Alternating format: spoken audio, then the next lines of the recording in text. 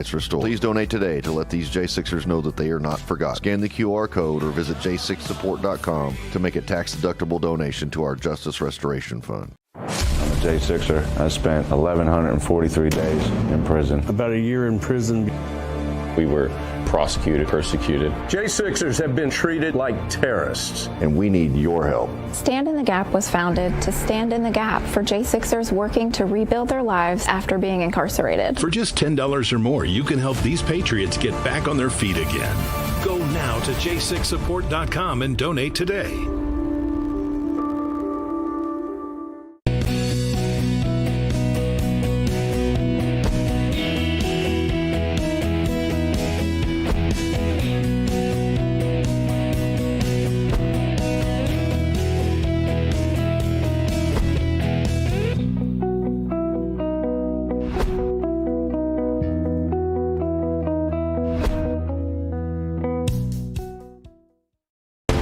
It's happening now, America. CPAC USA 2026 is underway in the Lone Star State, and Real America's Voice is bringing you wall-to-wall coverage. Live shows from the convention floor, exclusive interviews, powerful panels, music, entertainment, and more. Featuring Dr. Gina Loudon, Jack Vasovic, plus Steve Bannon and others. Presented by Birch Gold Group and Patriot Mobile. CPAC USA 2026 starts right now.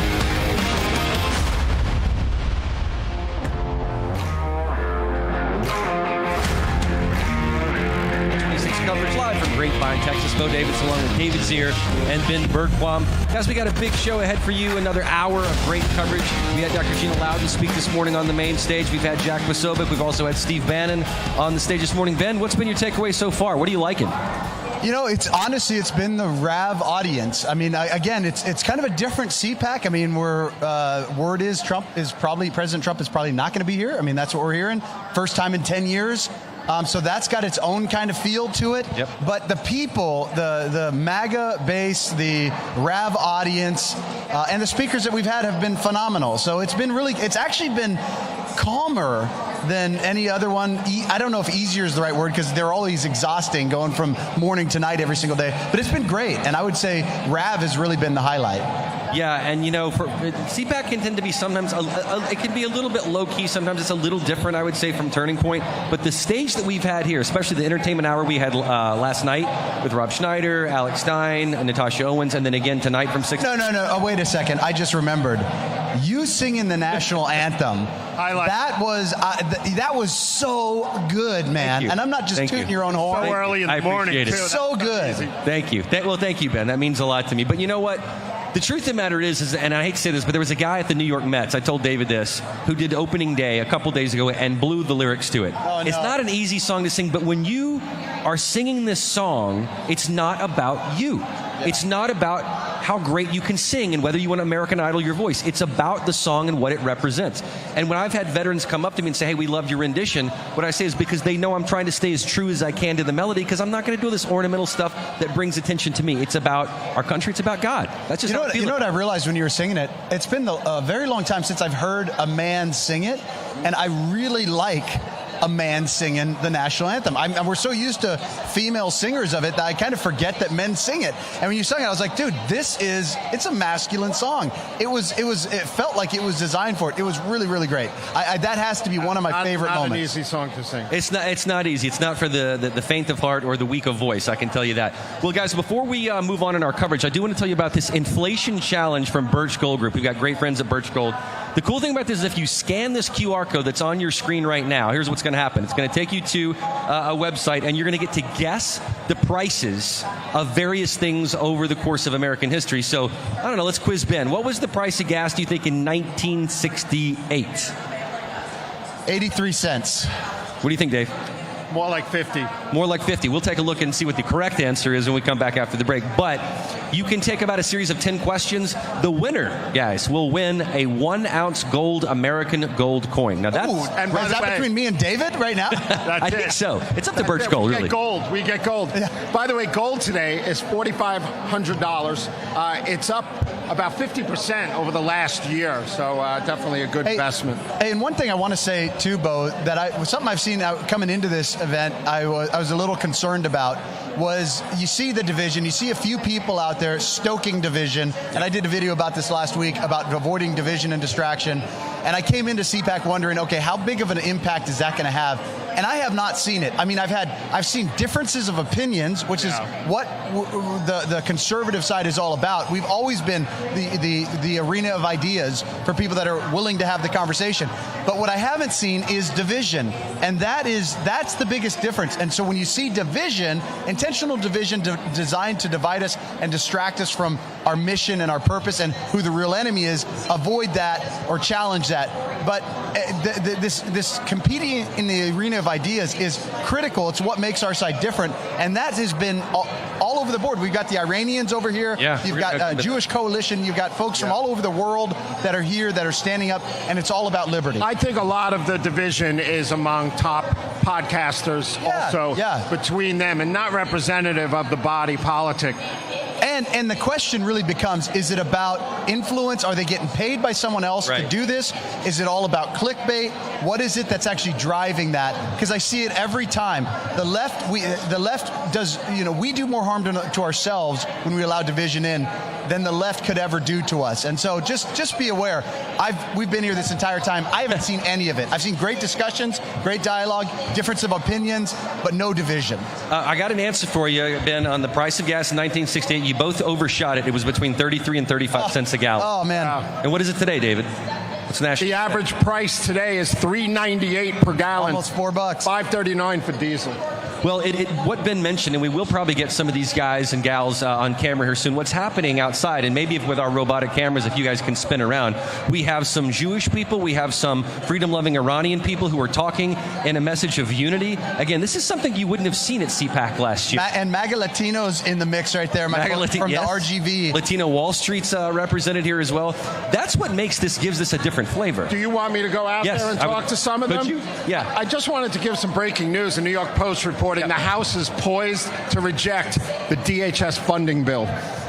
Okay, the House is good. Reject PAC. Get there early. Until you include Border Patrol. Why don't we have you go out there and talk to these guys? So what we're going to do is talk to some of these guys that have kind of collected a group of people, and you'll be able to see there's the old Iranian flag that they have there, a lot of them draped around. We have Woman Life Freedom on the Patriot Mobile bus behind us here. So David's going to go out there and he's going to talk to some of these people and see what's on their mind. Camera following him. Yeah, we're going to make sure we got the cameras following, because we've got these robotic cameras. Producers, really make great. sure we got the camera so Dave's following going to jump in the mix here, I believe. David, are you able to come over to them? Yeah, we're going to engage with some of the people here on the ground here. Anybody want to come on Real America's Voice and talk about your support for Iran? Yes, sir. All right, what's your name, sir? Pejman Pirmoradi. Hi, Pejman. How are you? Why are you here today? I'm here to say thank you, USA. Thank you for helping Iranian people after 47 years of dictatorship. Laws. It is almost over, but it takes a couple of more steps. Iranian people put the last nails on the coffin of the Islamic Republic forever. Middle East has to change. The whole world has to change. Enough of terrorism in the world. Did your family flee Iran, and when did they, if they did? No, they stayed in their home. They are joyful under the bombardment campaign. They love it because they know that Israel is there, US is there to help Iranians. Under R2P, only 2 countries came to help Iran. Only Israel and only USA. The rest of the world was watching while Iranians were killed. Thank you, USA. And thank you, Israel. So I wanted to ask you, okay, your support appears to be for Reza Pahlavi, the son of the Shah, right? And we know, like, the MEK, which leaned socialistic, led the revolution in '79, and when, overthrew the Shah, basically. And the mullahs hijacked the revolution, or pretended to be moderates and weren't, right? So is the MEK or the People's Mujahideen or the NCRI, Mariam Rajavi, do they have grassroots support on the ground over Reza Pahlavi, or will we see some type of coalition government or something going forward? I have one answer for you. Okay. How can you sit down and negotiate with terrorists? MEK is a terrorist cult. They have the blood of American soldiers on their hands. How can you sit down and negotiate with terrorists? We have to learn from Crown Prince. I have to be frank with you. He hasn't sat down and negotiated with one single terrorist. in these 47 years.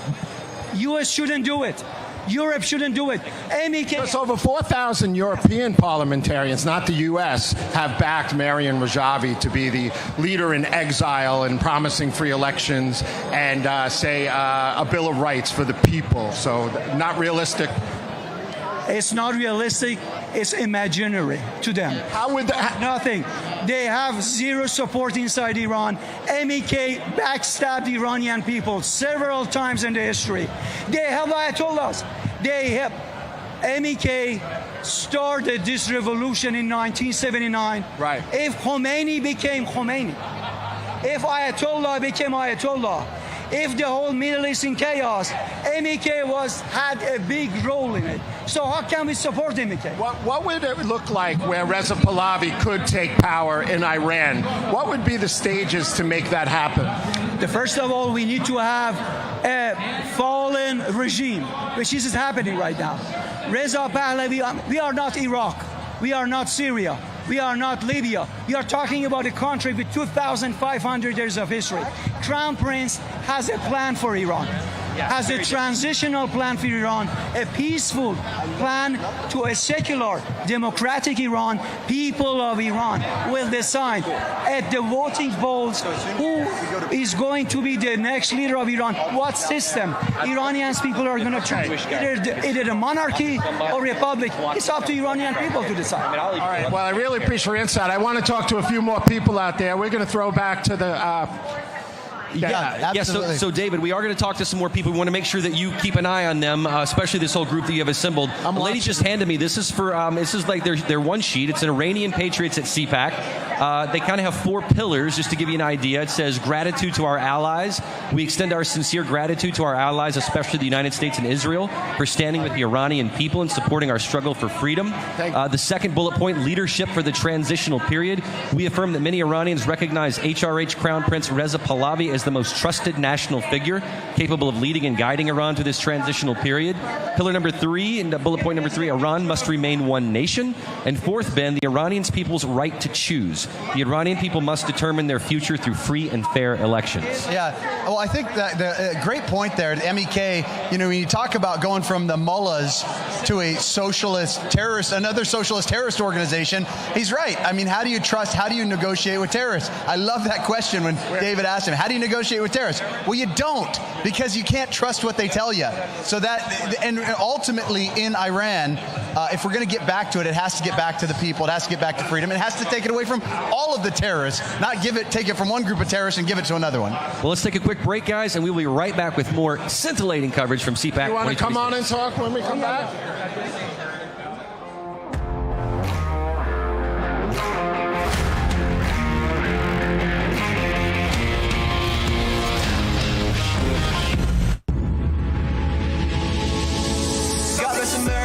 The land of the free, say a lot of you standing with me. God bless America, the home of the brave, all of the USA. God bless America, greatest country on earth, don't care if you say it's the word. God bless America, the truth and the lies, born here is where I'll die. God bless America, the land of the free, say a lot of you standing with me. God bless America, the home of the brave, all of the USA. God bless America, greatest country on earth, don't care if you say it's the word. God bless America, the truth and the lies, born here is where I'll die.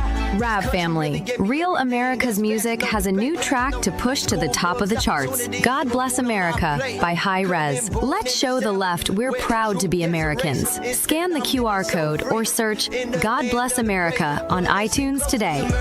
Greatest country on earth, don't care if you say it's the word. God bless America, the truth and the lies, born here is where I'll die.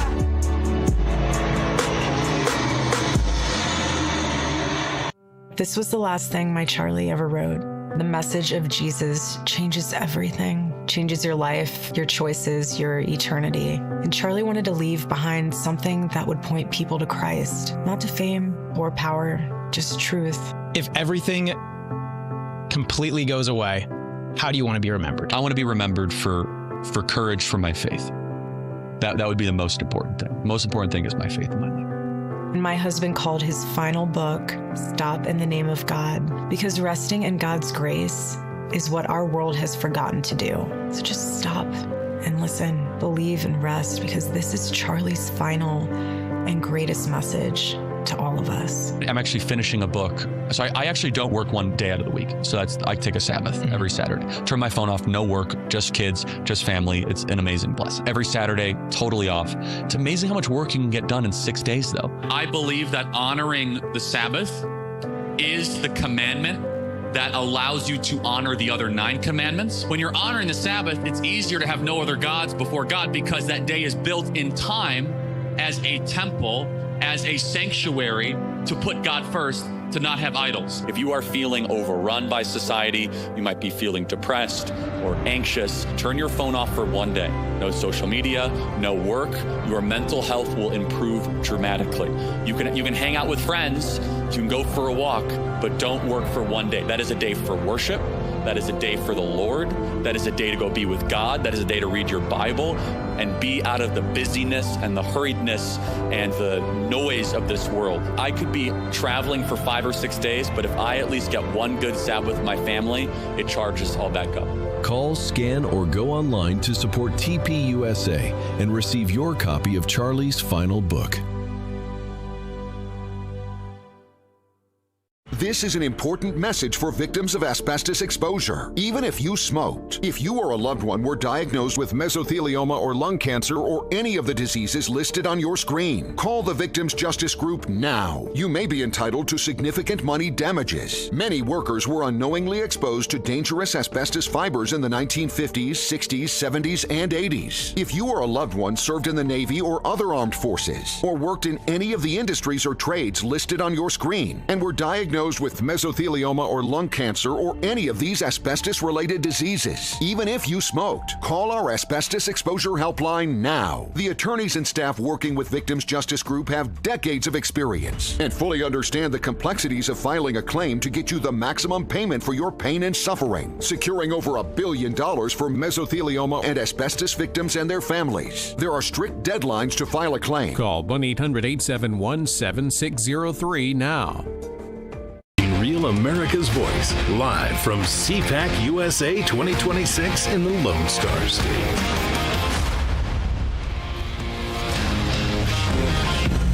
CPAC Live 2026. We're continuing to get some great crowd engagement. And David Zier, you have a couple of people with you that are extremely interesting after speaking with the last group of people. David, who do you have? Yeah, a lot of support for the son of the Shah, Reza Pahlavi, in Iran to take control over there. And we have this wonderful lady here, Ladan Homayun, and you are a world champion Taekwondo athlete, right? Come over here. And you were able to escape Iran in 2000. Tell us your story. Yes. Actually, in 2000, it was my dream because in Iran, they didn't have international team for women, as like always, like it's against Islam. What I did with my own, from my own pocket, I paid for everything, for my flights, for my interest and everything. I participated because it was my dream. And at that time, I was the president of Taekwondo Federation for Women, and I thought I'm going to do something. It's the revolution for women in Iran to have our freedom, to be internationally be able to. And were you?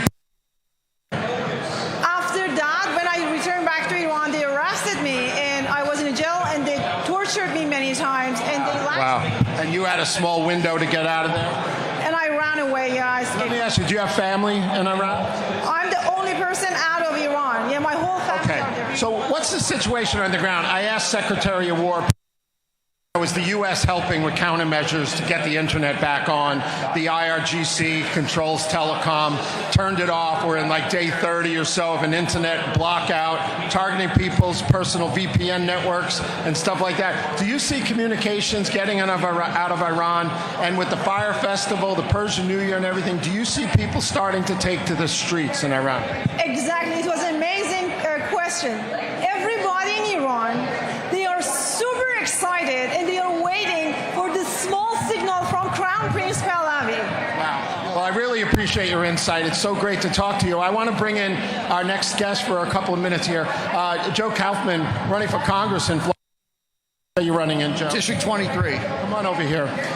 So District 23, you have a primary? I have a primary. I win those. This time I'm winning the general. In 2024, I had 48% of the vote against Jared Moskowitz. Moskowitz. It was the closest race in all of Florida, the highest vote percentage of any Republican to ever run for that seat. So what's your position on everything going on? Who do you think the rightful leader, and who has like the grassroots support inside Iran? The only choice is His Majesty Crown Prince Reza Pahlavi. You know, 17 years ago, I had the honor of co-founding a group called Cyrus Force with His Majesty. It's called Parawana Karosh in Iran. And we've been involved with that issue ever since, myself and others, in order to bring freedom to the Iranian people and peace for the Middle East. So if we don't see regime change in Iran, right, and Trump's dealing with maybe third, fourth, fifth level deep of the IRGC or other, right?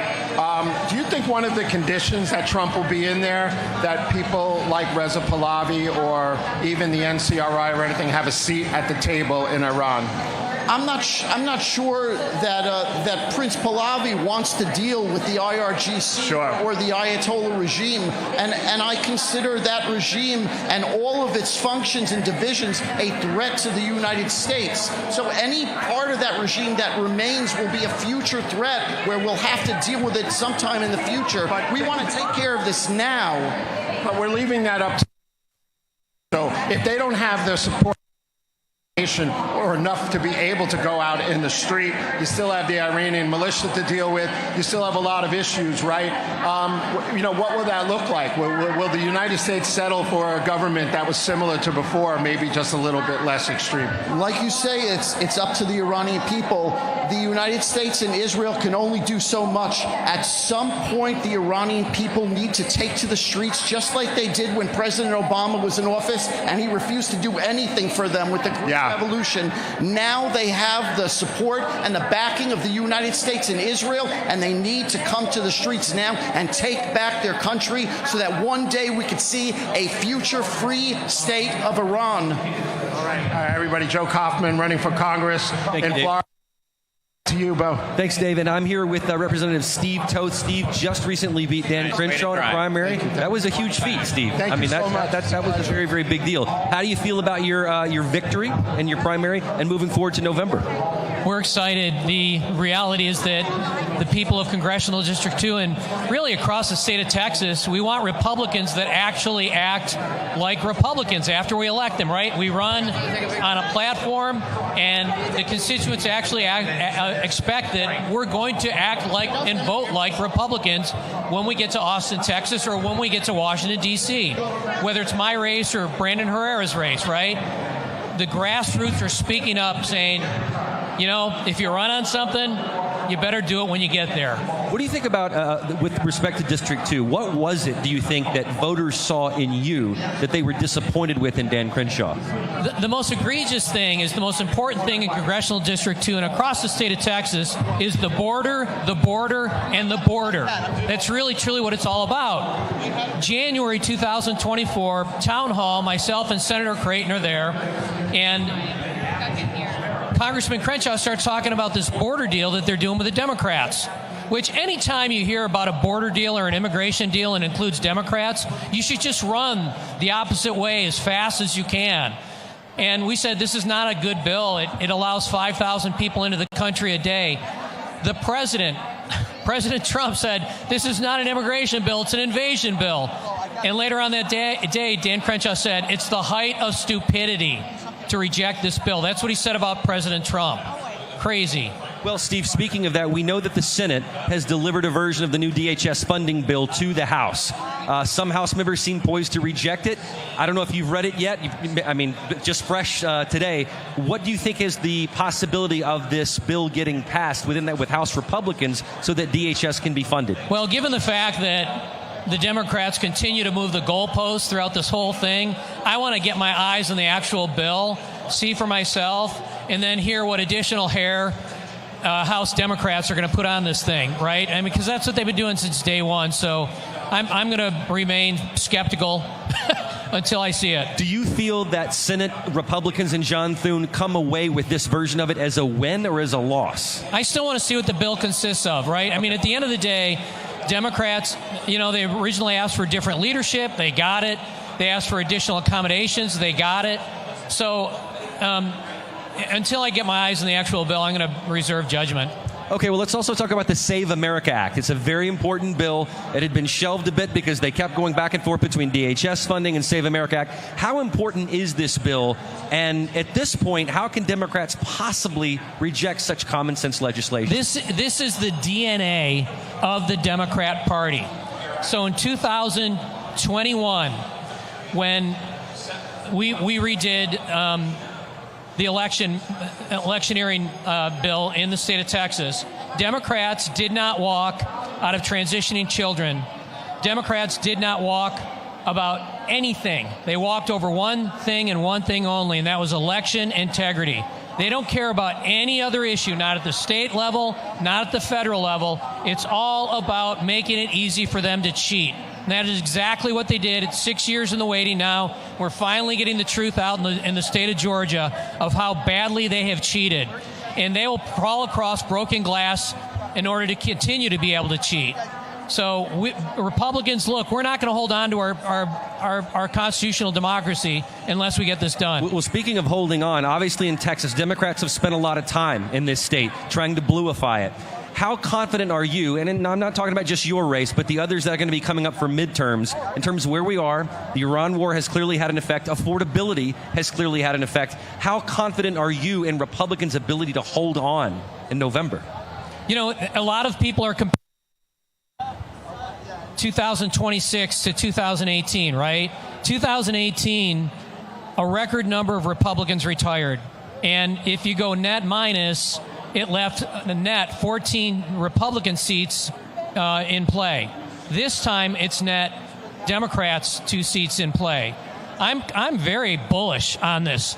Look, it's been said that a year is an eternity in politics, so we're talking about a half of eternity, 6 months between now and November. I'm very bullish on it. We're going to be out of Iran by then. Gas prices are going to be back down. We're still, low in inflation compared to the Biden administration when we were seeing 18%. I think we're going to be in good shape. Well, Steve, thanks so much. Congratulations on your primary win and good luck in November. Great to see you both. Great to see you, God Steve. bless. Thank you. God bless you. Ben, let's go to you real quickly before our break. We got about a minute and a half or so. Who do you have? I've got Nancy. Nancy's been waiting for us all day today. And Nancy, tell me, you're a precinct chair. Talk to us about what that is. I know you were inspired by Steve Bannon, the War Room. Talk to us about what that is, why it's so important, and how other people can get involved. Okay, during the presidential election, we block walked and got out the vote. We had the highest turnout in our small West Texas county that we've had in a long time. People complain about what's going on and they don't participate. If you don't participate in the process, you don't have a right to complain. We were told you can be too conservative, and I rebuke that. You can't be too conservative to bring back Christian values, the patriotic values. Our families went to war, went home to World War II. My sorry. How are you? was in World War I. We have to fight for our country. Look at these people from Iran, what they're going through. That could be us in a generation. What would... Go ahead. I belong to the 1776 Club in Brownwood, Texas, and they have speakers. Louis Gohmert was there 2 weeks ago. We're active. What would you recommend? Anyone else that wants to do what you did, where do they start? Find a group, and if they're rhinos, get away from them and find a MAGA group, because there's rhinos everywhere. And you'll get lied to and you'll get hoodwinked, but you have to go back to basics. Nobody lives by the Constitution anymore. That's our founding framework. God bless you. Thank you for being part of the MAGA posse, the Rav posse, hanging with us, coming out to all these events, and staying involved. Thank you. God bless you. By the way, guys, if you don't have your Patriot Mobile, these are the new Patriot Mobile, the hotspots. What's awesome about that is it picks up the best signal wherever you're at. You need to get one of yours. PatriotMobile.com. Use promo code RAV. Get your hotspot. Get your phone. Support companies that support the values that you believe in. I'm going to throw it back up to Bo up on stage. Okay, now I can hear her. We're back on stage here, and who we have next to me is Brian Hughes in the Texas Senate from District 1. David Zier is just chit-chatting it up with our senator. Senator, good to have you on. We appreciate you. And I'm honored to be here. Now, we are in the great state of Texas. There's some legislation that's very personal to you that you're very proud of and on the success of it. I want you to tell our viewers about it and why it's so important. Well, thank you so much. So, a bill that was just upheld by the Fifth Circuit, it's one of these bills that's common sense, and you think, why do we need a bill about that? But we do. As you know, there are folks who want to expose children to all kinds of evil things that they're not ready for. If adults want to go do certain things, they can. But I think we can all agree that children should not be at sexually explicit drag shows. This is not a partisan issue. We had to pass a law about that, and believe it or not, we were challenged in court. Someone sued us to say, yes, children should be allowed in sexually explicit shows. So we passed that bill, bipartisan bill, blocked in court, blocked again. We were just upheld by the Fifth Circuit Court of Appeals. Right. So that's the law today. In Texas, no children in sexually explicit performances. Senator, could you have imagined even 10 years ago that you would have to even draft a bill of this caliber? It's really remarkable. When we talk about boys and girls sports, we talk about men and women's locker rooms, men and girls bathrooms. Sometimes our friends would say to us, why do you want to talk about that stuff? Our answer was, we don't want to talk about it, but we have to. They brought this to us. We're going to win this fight. We're going to stand for children. Texas was one of the first states to ban gender modification surgeries and therapies on children. We're not going to apologize for that. Adults can make their own choices. But, we had so many people come to us, adults who testified before our committee that said, years ago, I went through this surgery, and I regret it now. You know what we learned? Major health insurance companies will pay for your sex change, but when you want to go back or there are complications, they don't want to pay. Well, in Texas now, they pay. The law says if you pay for someone's transition, you must pay for the complications and for the detransition. With this individual who brought this suit against this bill and you, what was their logic? Just tell me what logic they were predicating the fact that a child should be able to be a part of this. It's pretty bizarre. I know we're all free speech people. They tried to make a free speech argument that children had a right to be in sexually explicit performances. Obviously, they're wrong. Obviously, they lost. The people won. Wow. So you've been so active and on the forefront of a lot of issues. Tell us about Sharia compliance. I have a follow-up question for you on that. So back in 2015, Texas passed American law for American courts because we saw this coming, especially in family law settings, the horrible things that happens to women sometimes in those Sharia settings. So this law in 2015, Texas passed, says we apply American law, Texas law, not Sharia law. Since that time, we've seen communities like Epic City, not too far from here. And it was going to be a community that was limited who could live there. There was some really shady deals the way it was arranged. It was basically going to discriminate based on religion. So what are you doing now? So we passed a bill that says that's illegal. You can't do that in Texas. Going forward, we recognize there's a concern about Sharia law, about radical Islam. We believe in freedom of speech. This is America. You have a right to worship as you see fit, but not to impose foreign radical law on America. So let's talk about the optics, right? I lost one of my best friends in 9/11. My whole family's been impacted by Islamic terror in New York. We lost 7,000 people so far from 9/11, including the deaths, and we're all sensitive to that issue. But Trump received 20% of the Muslim vote in 2020, I think, and 30% almost in 2030. In 2020, of Hamtramck, I was with Trump in Michigan, comes out for Trump.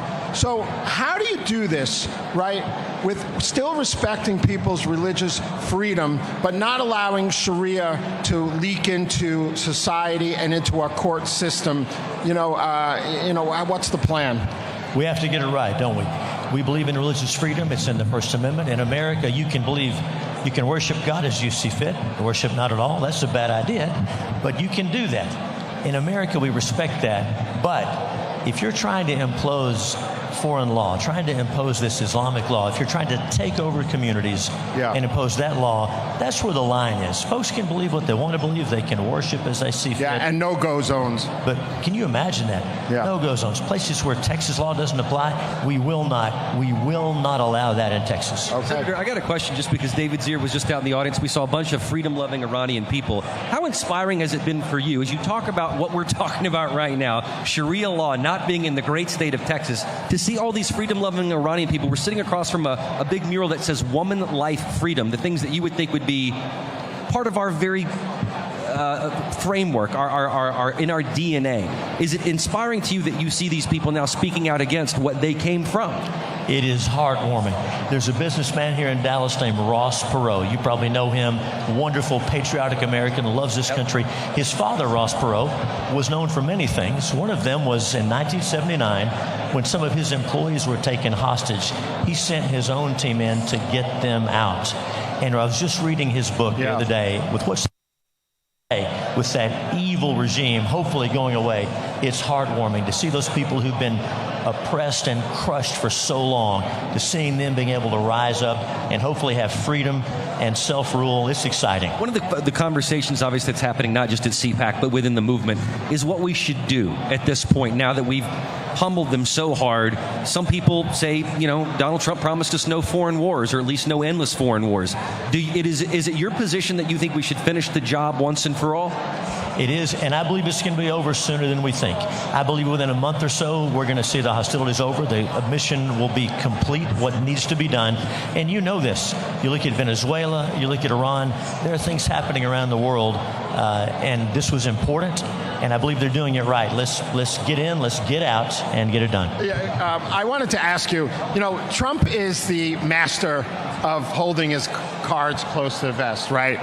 Surprising people. I was at the White House when the Iran bombing started in June, but nobody knew, right? And he waved to the press, and he already gave the order, and 18 hours later, boom. But do you think, I have a theory, and I can't prove it, but is Trump stalling with the IRGC and maybe keeping them interested in negotiations while he waits for somebody to come in, whether it's Reza Pahlavi or the NCRI or somebody? You think he's buying time? And you got to wonder. So he talks about talks are going on, but then the Iranian government says, no, there are no talks. Well, maybe the talks aren't with you guys. Maybe that's what's happening. I guess a lot of people have made the mistake of underestimating Donald Trump. Yeah. Senator, we thank you so much for your time. Thank you. God bless you for all you're doing here in the great state of Texas, especially that bill, man. That's just common sense, great legislation. Thank you, Senator. Thank you for having me. God bless you. And now let's go out to Ben Bergquam, who's with a gentleman with an amazing jacket on.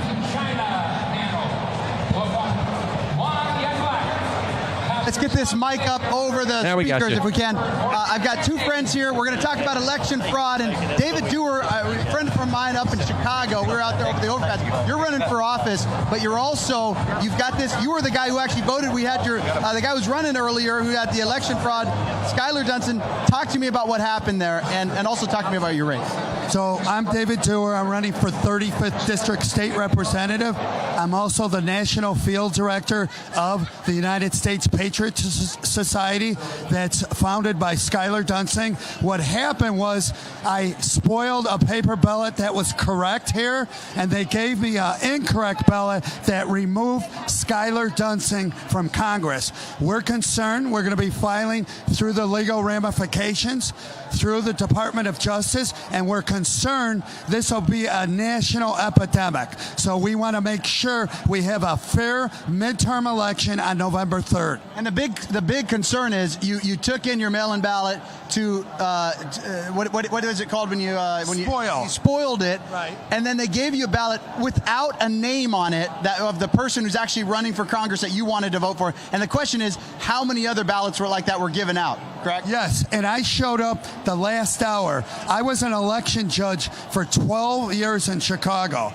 and the process is when somebody votes, they fill out a form, and then the machine, the tablet, tells them the ballot style. I received 193 Republican, and they issued 43 Republican, and they switched it from the 6th congressional race of Skylar Dunson there to Christine Maxwell in the first. The question becomes, when we do an audit and it's a federal election and the feds are coming in, how many times have they done it and how many times more throughout the country?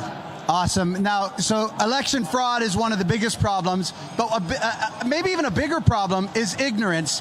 That's where we've got John, the Opportunity Score, Grand Opportunity Party, Op Score. Tell us about what you guys are doing, the new exciting updates, where you're at, and why it's so important before the midterms for people to take your test. So, well, thank you, Ben. And so many people here are concerned about the midterm elections. And most people would probably think that there's like a divide of 50-50, 49-50, 49-51. It's not true. On the issues, and we have statistics proving this, on the issues, Americans line up 85% for America First versus 15% for the Progressive Democrats. That's a fact. We proved it in 2024, and we're continuing to do that. People need to be educated. When people know the facts on the issues, the far left has zero game. They should not have any federal seats. So the Op Score, OPP, two Ps, the Op Score is the most powerful political rating system in history. So we rate everybody in the federal level and governors and soon state races, exposing the public to all of the facts, and it also educates people on the facts in an easy, simple way. We're asking everybody to take what's called the Op Score Challenge. So that's what it looks like. You go to GoUSA, our website, you take the Op Score Challenge, and you find out where you stand. And for those people that aren't sure, it's the best way for them to vote smart. So we say, stop voting blind, start matching smart, like Match.com for politics. When people do that, 85%. So voter fraud and what's happening with the elections is super critical, but we also have to fix the education problem. If we do both, we're going to have good guys in government for the rest of our lives. The bad guys will never come back because they have no support. That's the key. How do people follow you guys, what you guys are doing? They can follow my race for 35th District State Rep in Illinois as a Trump, Kirk, MAGA, Red Republican. The policies of Trump, the godly values of Charlie Kirk at repdaviddoer.com and also TUSPS.org. Look for election fraud. Follow Skylar Dunsing, our president, where we have chapters throughout the country, and we're going to weed out communism, and we're going to bring patriotism back to America. Awesome. All right, one more time on the Op Score. Where do people go to do it? So you go to go-usa.us. So go-usa.us. You can learn about us. You can donate. You can sign up for our emails. But please pass around the Op Score and the Op Score Challenge. Get everybody you know to take it. America will be much better off if people vote smart. All right. Bo, David, back to you guys. Do you have a special product released to announce to Real America's Voice viewers today in celebration of CPAC 2026? You may have heard us talk about the tumblers that have now hit viral status across America. The tumbler line from TrumpTumbler.com. You've seen their tumblers in black. You've seen them a Trump on a tank from them. But today is their official release for the MAGA Red Save America tumbler, brought to you by TrumpTumbler.com. Today is the official release for this brand new Red MAGA Trump tumbler, and for only $10 for a limited time for this promotion. The Red Trump tumbler is a stylish and functional daily beverage tumbler forged with food-safe stainless steel that makes it super light and durable at the same time. It is 100% BPA-free and keeps the beverage of your choice cold for up to 24 hours or hot for up to 8 hours. So don't miss your chance to claim your very own limited edition MAGA Red Trump tumbler today for just $10. Like this anywhere else? You're not going to find a deal like this anywhere else because it was created solely for CPAC 2026. Don't wait for them to sell out. Head on over to TrumpTumbler.com and secure your red Trump tumbler today. We'll be right back with more great coverage of CPAC 2026 from Grapevine, Texas.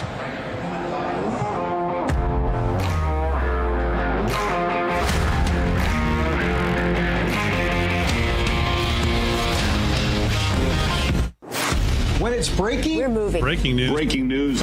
News doesn't sleep. At Real America's Voice, we don't get to crash or lose focus. That's why we drink Soldier Fuel to stay ahead of the chaos, because we do this for you. So good.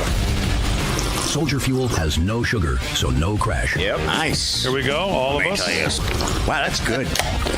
I'm fueled up now. Used by the U.S. military every day. Now available to you.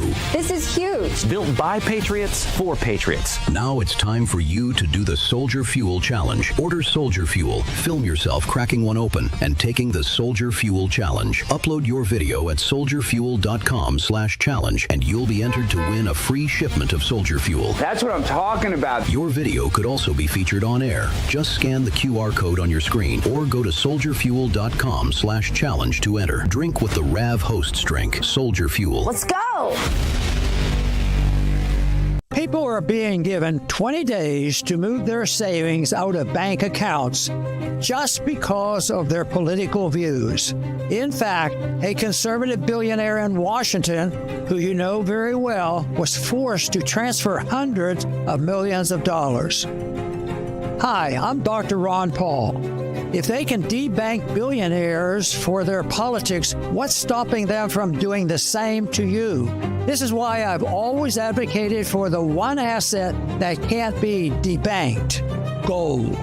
Click below for a free info kit on gold IRAs from my trusted friends at Birch Gold Group. For thousands of years, while paper currencies and banking systems failed, gold has preserved wealth. Even billionaires are learning this lesson the hard way. Don't wait for your own 20-day notice. Click below for your free info kit on gold IRAs. What do you do when your tire goes flat and there's no air anywhere? You reach for Bullseye Pro, the smarter, faster, hands-free way to fill it up with air. Bullseye Pro is equipped with a rechargeable lithium-ion power plant. So fast and so convenient. It's like the power of an air compressor in the palm of your hand. Look, you can inflate all 4 tires on a single charge. It has a built-in smart pressure digital sensor that gauges and automatically stops when the set tire pressure is reached. Easily inflate pool toys,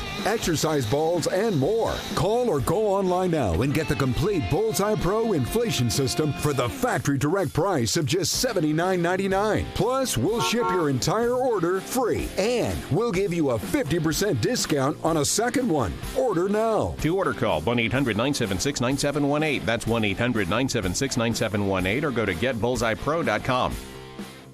This right here is confidence in a bottle. It makes me feel so much more confident than I've ever felt. They are some of the hottest videos on social media. Those videos claiming to instantly get rid of bags under your eyes. Annette Figueroa is here to tell us why she says this one is for real. This one is for real, and I'm so excited. We even have a video, and all he uses is a small amount on a clean, dry face. And what it does is it tightens and lifts the appearance of bags underneath your eyes. And I did this to my father. We were at home, so we applied it to his under eye bags, and let me tell you, we were so excited. In under 10 minutes, they visibly disappeared from view, and now it is literally part of both of our daily routines. And not only does it work on the bags, it works on the appearance of crow's feet, fine lines, and wrinkles. At our $14.95 price, it's the best way to try Plexiderm and see it work after your first application. Call the number on your screen. Call 1-800-854-0295. America's Voice, live from CPAC USA 2026 in the Lone Star State.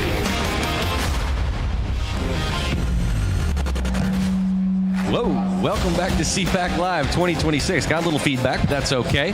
Bo Davidson here alongside David Zier in our continued coverage from Real America's Voice. We have a great guest with us right now, Mehek Cook from the great state of Ohio. Correct, Mehek? Yes, it's good to be with you guys. Mehek, I understand that this is your first CPAC, and I always like to ask people who are coming to CPAC for the first time what it's like. But more importantly, not only is it your first CPAC, you're speaking, or you just spoke on a panel earlier today. So tell us about that. Well, I can't believe this is my first CPAC, given how much I love the Republican Party and what it stands for, but it's about the midterms for me, and that's what got me out of Ohio to come to Dallas to actually motivate the base. And we talked about women and the fact that we really are the powerhouses, whether it's our finances or safety. I mean, we're thinking about kids today in the future, and the number one issue still is safety and security, and Democrats are holding us hostage. And instead of just thinking of ourselves as business owners or mothers or wives, we have to have the role of being activists in our communities and showing up and doing the hard work, because it matters now more than ever. Mac, that's a great point, because women, a lot of times, if they don't feel confident about the candidate, they will stay home. Correct. So respect, especially midterms, are conservative women going to come out and vote? Are they going to stay at home? What's the likelihood? I'm worried about the midterms. I think there's complacency, and it's not just women, it's Americans in general. I live in the great state of Ohio. We used to be purple and then red, and the biggest issue today is we're a red state. We're going to be okay. We're not. We underperform during midterms. Most Republicans stay home because we think that we are Republican overall. That doesn't matter. Democrats are mobilizing. You saw what they did. They challenged every executive order President Trump has actually put through. Every single court, every single activist judge, there's a blueprint to defeat us. And if we stay at home and sit on that couch, we will lose everything. And then I think President Trump took that bullet for no reason, because he's done the hard work. He's put out the executive orders. He's given us a charge, and we're failing him today, and we're failing our children.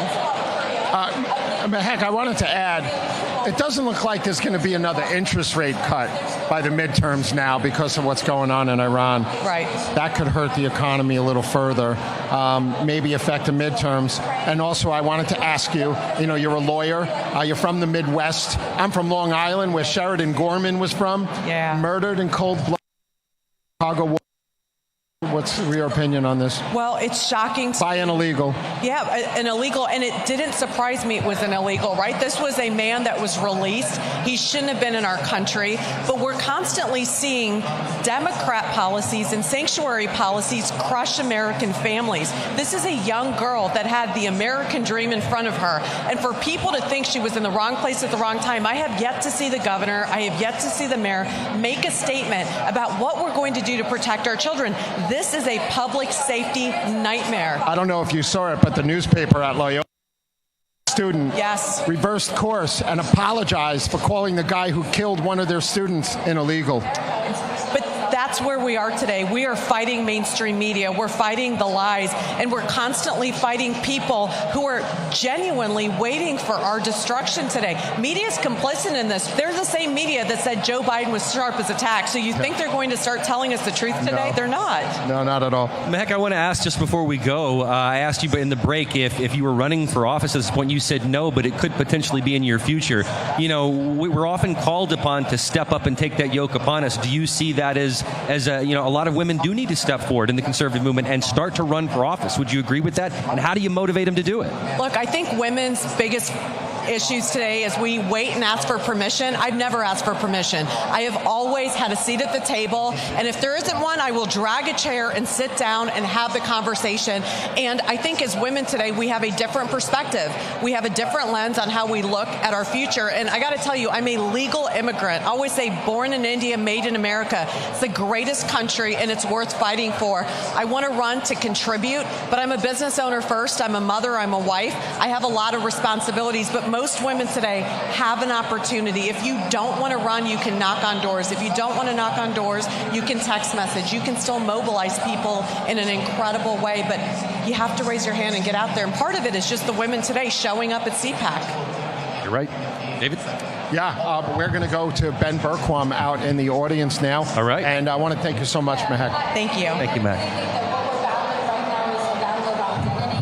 Talking about what you guys are talking about with the illegals as well. I bring this. This is the pack we got in the Darien Gap, Oscar Blue and myself, that were being given out to illegal aliens going through the Darien Gap that were full of birth control, morning after pills, and condoms, and a whistle for the women that were going to be raped. This is the same mindset that you guys were just talking about, that protecting illegal aliens over American citizens that are being murdered. It has to stop. It's time for every single American citizen to stand up and stand against this. By the way, if you guys want to support it, my organization, Frontline America Foundation.org or FrontlineAF.org, directly supports ICE and Border Patrol. You guys can do that. You guys can help out. But don't forget, that's what we're fighting against. As ICE is attacked across America, we've got to remember ICE is doing the job to undo what Joe Biden and the Democrats allowed to happen under the last administration. President Trump is trying to undo that. It's our job to stand with them, and you've got to get support. That's what CPAC is all about. It's about supporting the people that are defending our country. Speaking of one of those, we got to get rid of the rhinos, like Lindsey Graham. He's got to go. Guys, I know you guys have somebody up there who's an expert on that. Take it away. I don't know if you can hear my mic. He's got a hat on that says "Dump Lindsey." And he's not just wearing that for just for giggles. He's actually running against Lindsey Graham. So, Mark Lynch, we welcome you to Real America's Voice and our CPAC coverage. How are you, sir? Doing great. Thank you for having me, Bo. Give me your top 3 reasons why Lindsey Graham needs to be dumped. Well, his conservative voting record is 43%. He's failing as an employee of ours, so he's not doing his job. It's time to go. He claims he's pro-life, but he's for murdering babies in the womb up to 15 weeks. So he's lying about that also. And he needs to be arrested for treason because he's funneling money to Hamas from USAID. And so that's not good. We're paying, all of us in this room, through our taxes, we're paying for the destruction, and we're at war with Hamas, and we're paying for our defeat through Lindsey Graham. He's a traitor.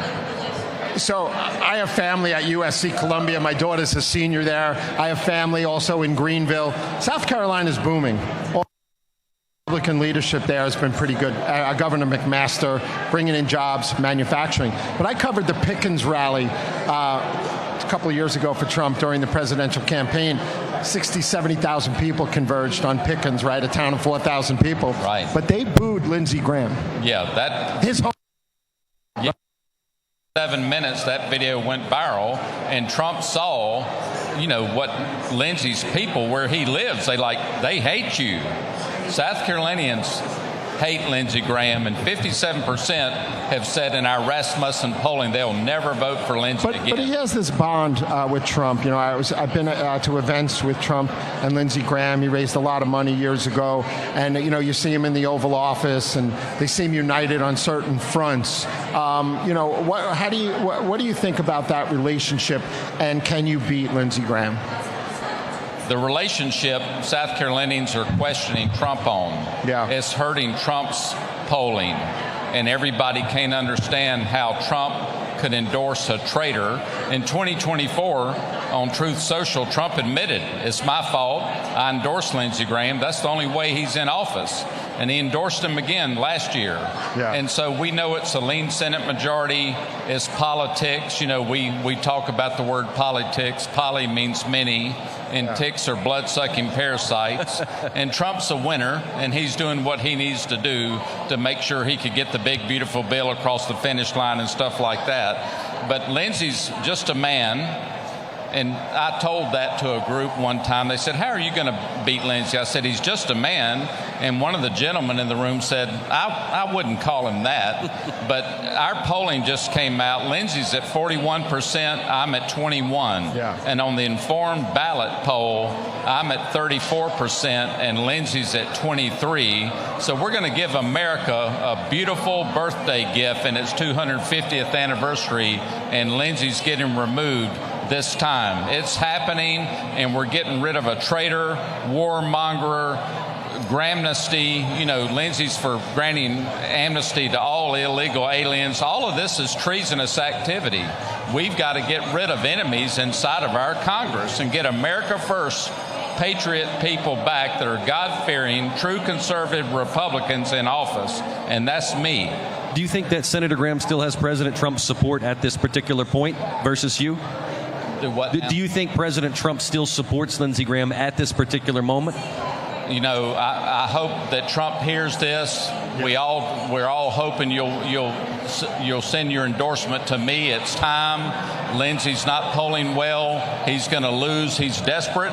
The attacks are targeted at me. I'm the only guy Lindsey's attacking him with lies on TV and everything because he knows I'm coming after his jugular, and we're removing him in 2026. And you still have a couple of months of June primary? Yeah, the primary is June 9th. All right. Where can people go to find out more about your campaign and support you? Yes, go to our website at lynch4senate.com. That's spelled out Lynch, F-O-R, Senate.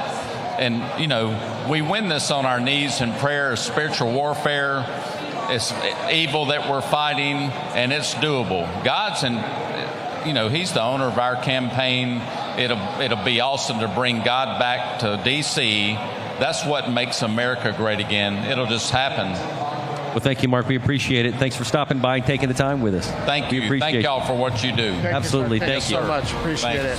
And we want to make sure before we go to break to give a big shout out to one of our sponsors, 1776tumblr.com. Here on Real America's Voice at CPAC, we remember what 1776 truly means. It was the year that Americans stood up to the British crown and declared that liberty wasn't negotiable. It was God-given, just as Mark said.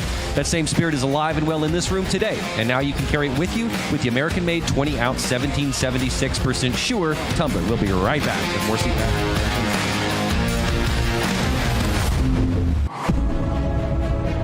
We are live with you from CPAC 2026. And I think that was the most beautiful thing, seeing all of these different conversations and so many people coming together to really shape the conservative movement.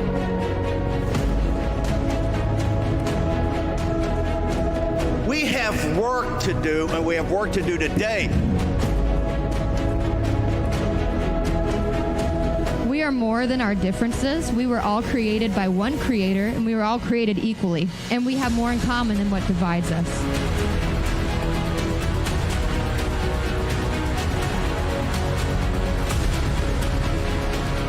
I refuse to sit idly by and watch this great nation of ours burn and be destroyed. That's where the fight is at. If you can take down communism there, you can take down communism anywhere.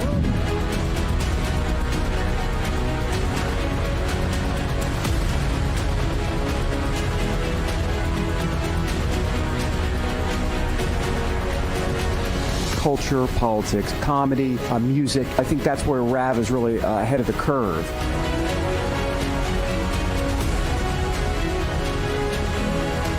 We believe in telling the truth. We don't sit and put scripts in front of the people. We believe in building out a platform for you all. We know that the time that we're in right now, we have to have action, and that's why it's so important to be out here and be with the people.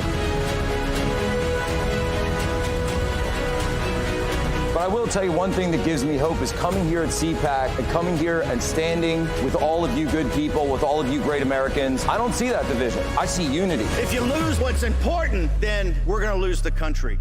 Fight on.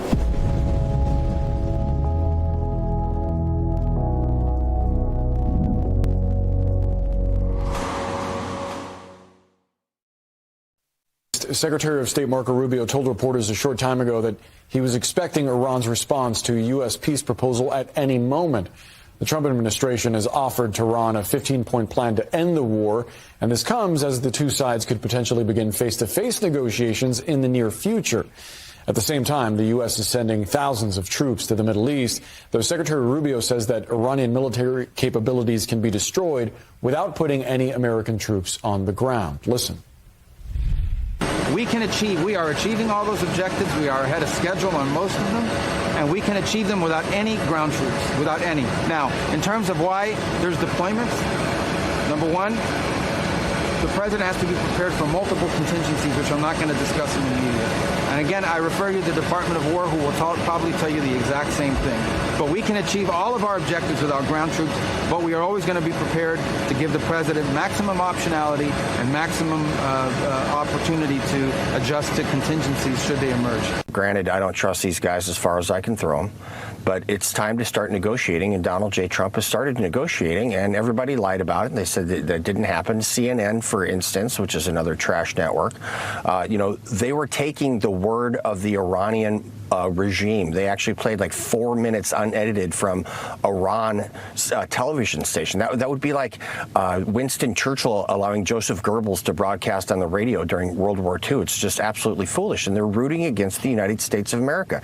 And there's something else I'd like to bring up, Brian. It's not just the mainstream media. There's a whole pile of former general officers and flag officers who are actually rooting for the Iranian regime, and it's shameful. Now you know who these people really are and how they have subverted President Trump during his first administration, and how they're trying to subvert him now when they're civilians. It's shameful. Tehran is reporting that a projectile hit an area near its nuclear power plants. This comes as Iran's foreign minister threatens what he calls a heavy price for such attacks, and all of this economically driving up the price of oil to $112 a barrel, and once again sending investors to the nervous exits. Wall Street had another punishing day. The Dow, NASDAQ, and S&P 500 all ended the day and all ended this week down sharply. In short, all serious stuff, deeply serious, or perhaps, as the president put it tonight, just another stop on a longer excursion. And Cuba's next, by the way, but pretend I didn't say that, please. Pretend I didn't say that. Please, please, please, media, please disregard that statement. Thank you very much. Cuba's next. Iran hits a U.S. airbase in Saudi Arabia. American equipment is damaged. American troops are hurt. It happened here. Iranian state media releasing this image showing the destruction at the Prince Sultan Air Base. We do not yet know how many service members have been wounded or how badly. What is clear, however, is that this commander-in-chief is very different as the world was learning about this and as those service members were dealing with what could be anything from bumps and bruises to hopefully not, but possibly life-altering injuries. The president was having what I guess we should call some Friday night fun. Unlike other politicians, they would like the questions screened. I don't ask for screening of the questions. You can ask me anything you want. You can talk sex. You can do whatever the hell you want. I'm here for you.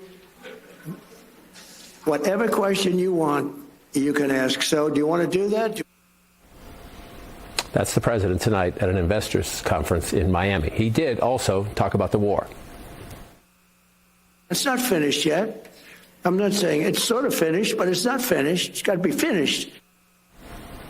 And he repeated what's become something of a refrain for him of late, that Iran is eager, very eager, the president says, to make a deal to end the fighting. And though he said tonight there are some 3,500 targets still to be hit, his Secretary of State, Marco Rubio, today said there would be no need, Rubio says no need, to go beyond airstrikes. We can achieve all of our objectives with our ground troops, but we are always going to be prepared to give the president maximum optionality and maximum opportunity to adjust to contingencies should they emerge. And perhaps along those lines, the contingencies you just heard Secretary Rubio talking about, CNN has just learned, a third aircraft carrier, the USS George H.W. Bush aircraft carrier, expected to deploy now to the area as well. That's according to a source familiar with the matter. Unclear, though, is whether it will join the other two or replace one of those already there. I can remember very vividly just Christmas Day 2023. We had an Iranian drone grievously wound Americans in northern Iraq. In January, we had 2024. Three Americans killed in Jordan from an Iranian drone. The Iranians have been doing this for some time. And that gets to something I think you said important. You know, the CENTCOM military campaign, John, has about 2 more weeks left to run on its 4 to 6 week timeline. So that brings you to about April 11th. And they are methodically just taking apart Iran's defense industrial base, missiles, drones, day by day, so that at the end of this, Iran will be so significantly weakened and degraded. And I think the Iranians, from people I'm talking to in the region, are starting to realize that. They actually don't have many friends, and that their ability to recover from this every day goes on. The runway for them is much longer. So does that open the path for diplomacy? Maybe. I mean, Pakistan, Turkey, others are passing messages. There is this proposal. I've heard mixed things from people who are involved in this, and that there seems to be a debate within Tehran of what's left of the system and who's really in charge of how to respond to the American proposal. So there's a chance. I would put it a low chance in my experience negotiating with the Iranians, John, that there will be a diplomatic off-ramp. I think we can take as a base case the military campaign will continue here for another couple weeks. And within those couple weeks, you'll be testing out the parameters of diplomacy. I think that's basically where we are. So we don't have the exact number of servicemen or women who were actually injured during this attack, but I was just told by a source moments ago that 2 of the service members did have shrapnel wounds, but they were clear to say that these were non-life-threatening wounds. I'm also told that aircrafts, at least one aircraft was damaged in this strike, but it's not something that's going to totally take out their capabilities on that air base. Now, in terms of the shrapnel wounds, in terms of the wounds overall, the injuries overall, we do not have clarity on how many service members, men and women, were actually injured. We do not have clarity on what those injuries were, other than the at least 2 servicemen and women who were injured with a shrapnel injury. Now, of course, all of this is going to further complicate what is supposed to be happening behind the scenes right now, and what we are told is happening, which is this quest for diplomacy, these ongoing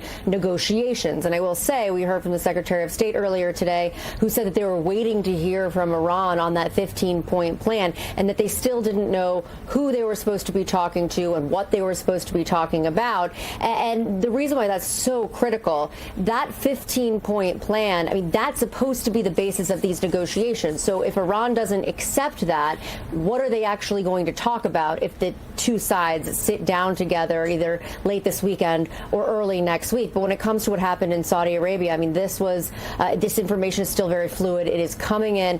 It does sound like the injuries that we know of were non-life-threatening. But again, this is still a very fluid situation after this Iranian missile strike. This is the primal scream of a dying regime. Pray for our enemies, because we're going medieval on these people. You're just not got a free shot on all these networks lying about the people. The people have had a belly full of it. I know you don't like hearing that. I know you try to do everything in the world to stop that, but you're not going to stop it. It's going to happen. And where do people like that go to share the big lie? MAGA media. I wish in my soul, I wish that any of these people had a conscience. Ask yourself, what is my task and what is my purpose? If that answer is to save my country, this country will be saved. War Room. Here's your host, Stephen K. Bannon.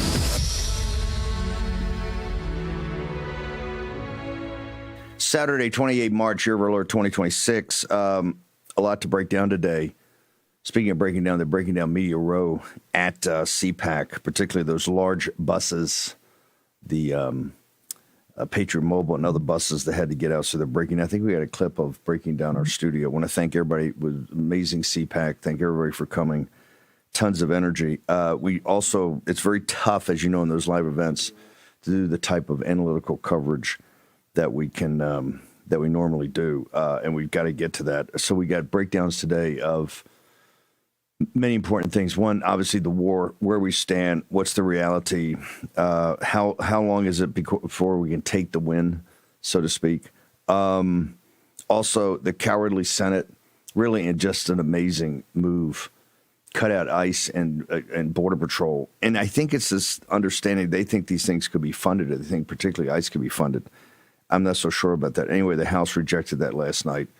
So there's a standoff there. We'll get to that. Also, no kings. They're talking about millions of people going to flood the nation now to drive their energy for the 2026 midterm elections. So we're going to break all that down. I want to get to the war first. The war is expanding, is not contracting. The Saudis hit yesterday. The Houthis overnight or a couple hours ago lit off some missiles into Israel. At least any reports right now, they have not done anything on the Red Sea or anything of the traffic to the Red Sea. Or there are some U.S. Navy elements down there. Nothing on those elements. You know, we fought I think the Houthis probably better than a draw this summer, but they punch way above their weight. Also, I think Marco Rubio, who's one of the architects of this, remember, Marco wears two hats. The Secretary of State hat, I think, is being way overplayed. He's National Security Advisor.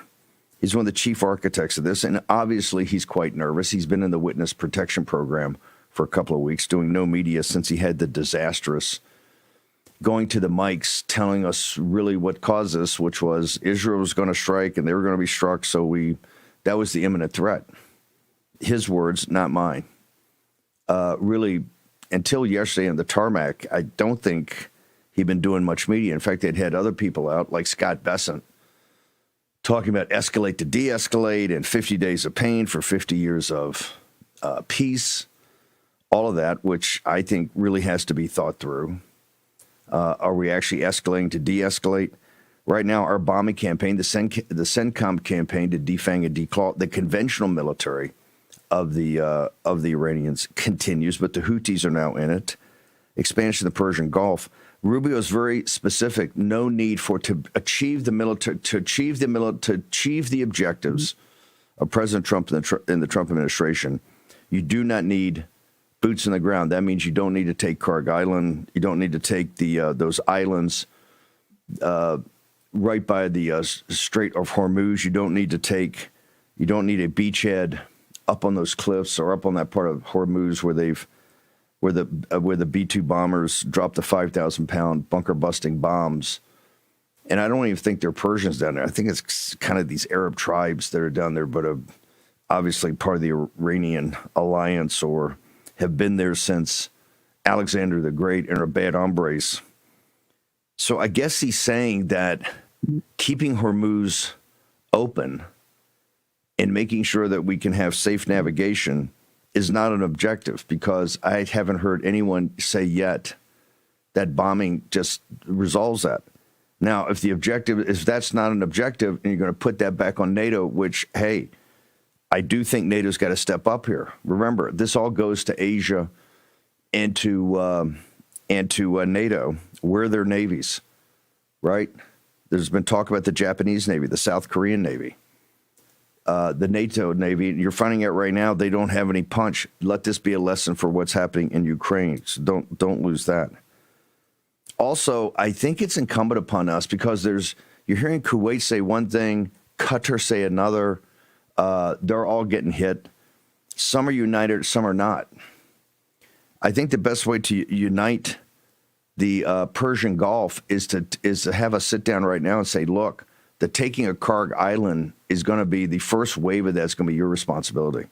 Instead of sending in the 82nd Airborne with 2 Marine expeditionary units to back them up, so you have the 82nd Airborne take it, the Marines come in to hold it for a while. You know, UAE, we've been pumping billions of dollars to these guys for years. Yes, we are selling them weapons, but there's tons of military support for UAE and the Saudis. It's time to step up. Can the Arabs fight? Do they want to fight? Are they in this or are they not in this? I think the exercise over this next week is maybe have the Israelis do less and the Arabs do more. If you go to a briefing, you can't put it up on the board, the Persian Gulf, they call it the Arabian Gulf. Fine, it's the Arabian Gulf. Then let's go for it. We're going to break all of this down, exactly where we stand. What are President Trump's options? He likes optionality. When are we actually going to be talking to people called Iranians or Persians directly to see if there actually is a deal or this war will continue? All next and all morning in the War Room. Hello, welcome to T-Town. Like men over 40 everywhere. These guys experience a drop in testosterone. Don't worry, it happens to all of us. Some guys took my advice about how to boost their testosterone, and some didn't. This guy got the message loud and clear. That's right, Nugenix Total T2. From the #1 selling testosterone brand at GNC comes Nugenix Total T2, a unique new formula that combines the ultimate free and total testosterone booster with a powerful nitric oxide booster that works in just 3 hours. Feel like a new man, leaner, stronger, with more energy and drive. Get your complimentary bottle by texting SURGE to 321-321. Thanks. It'll make you feel like a new man. And by the way, she'll like it too. You can only try before you buy with this special offer. Get your complimentary bottle now. Text SURGE to 321-321. Do it now and we'll include a bottle of new Nugenix Neurozone Brain Supplement, absolutely free. Don't you hate that dirty old hose? It kinks, splits, and it always leaks. And it's way too heavy to carry around. It's time to get the brand new Pocket Hose Copperhead. Just turn on the water and watch it grow to a full-size hose. It stretches and expands like a rubber band. Old-fashioned hoses get kinks and creases at the spigot, but the new Pocket Pivot swivels 360 degrees. Just connect to the spigot and watch it pivot. And when you turn off the water, away it goes, shrinking back to a pocket-size hose. And it makes it easy to carry and put away. Copperhead. It's the hose that grows and pivots, flexes, and sprays. It puts itself away for another day. The Pocket Hose is so unique and so innovative, it was awarded over 100 patents. Call or go online now to get the super light 25-foot Pocket Hose Copperhead today for only $39.99. But wait, order right now and you'll receive an instant $10 discount. So it's only $29.99. And it gets better. Order right now and get our copper spray nozzle with our exclusive thumb drive free. Simply use your thumb to turn it on or off. And with 10 unique patterns, you'll have a setting for every job. A $30 value. Yours free with every 50-foot Copperhead. Plus, Copperhead comes with a full 10-year warranty. It's that durable. That means you can order right now with total confidence. But this special offer is not available in stores or on Amazon. So order right here, right now. And with rising costs, this may be your last chance at this low price. There is a strict limit of 3 per order. So don't wait. Order now. To order, call 1-800-957-6191 or visit getcopperhead.com. So call 1-800-957-6191 or visit getcopperhead.com. Order now. War Room. Here's your host, Stephen K. Bannon. As I said in my remarks at CPAC yesterday, it is you, the War Room Posse, the leaders of the MAGA movement, the grassroots leadership, the precinct strategy people, all of you combined that are going to make the difference here. Here's the reason. Just like in any war, all the initial polling, because there's always an embrace of the flag and patriotism. And yes, let's do this. You saw it in Vietnam. You saw it in Iraq. You saw it in Afghanistan. Have we not learned the lessons of, the late 20th and early 21st century? What's important, as Lincoln said, and Lincoln went through some very dark days. There was a military coup, the beginning of a military coup against President Lincoln by General McClellan. It came at the end of the Peninsula Campaign, where McClellan was not simply insubordinate and a physical coward.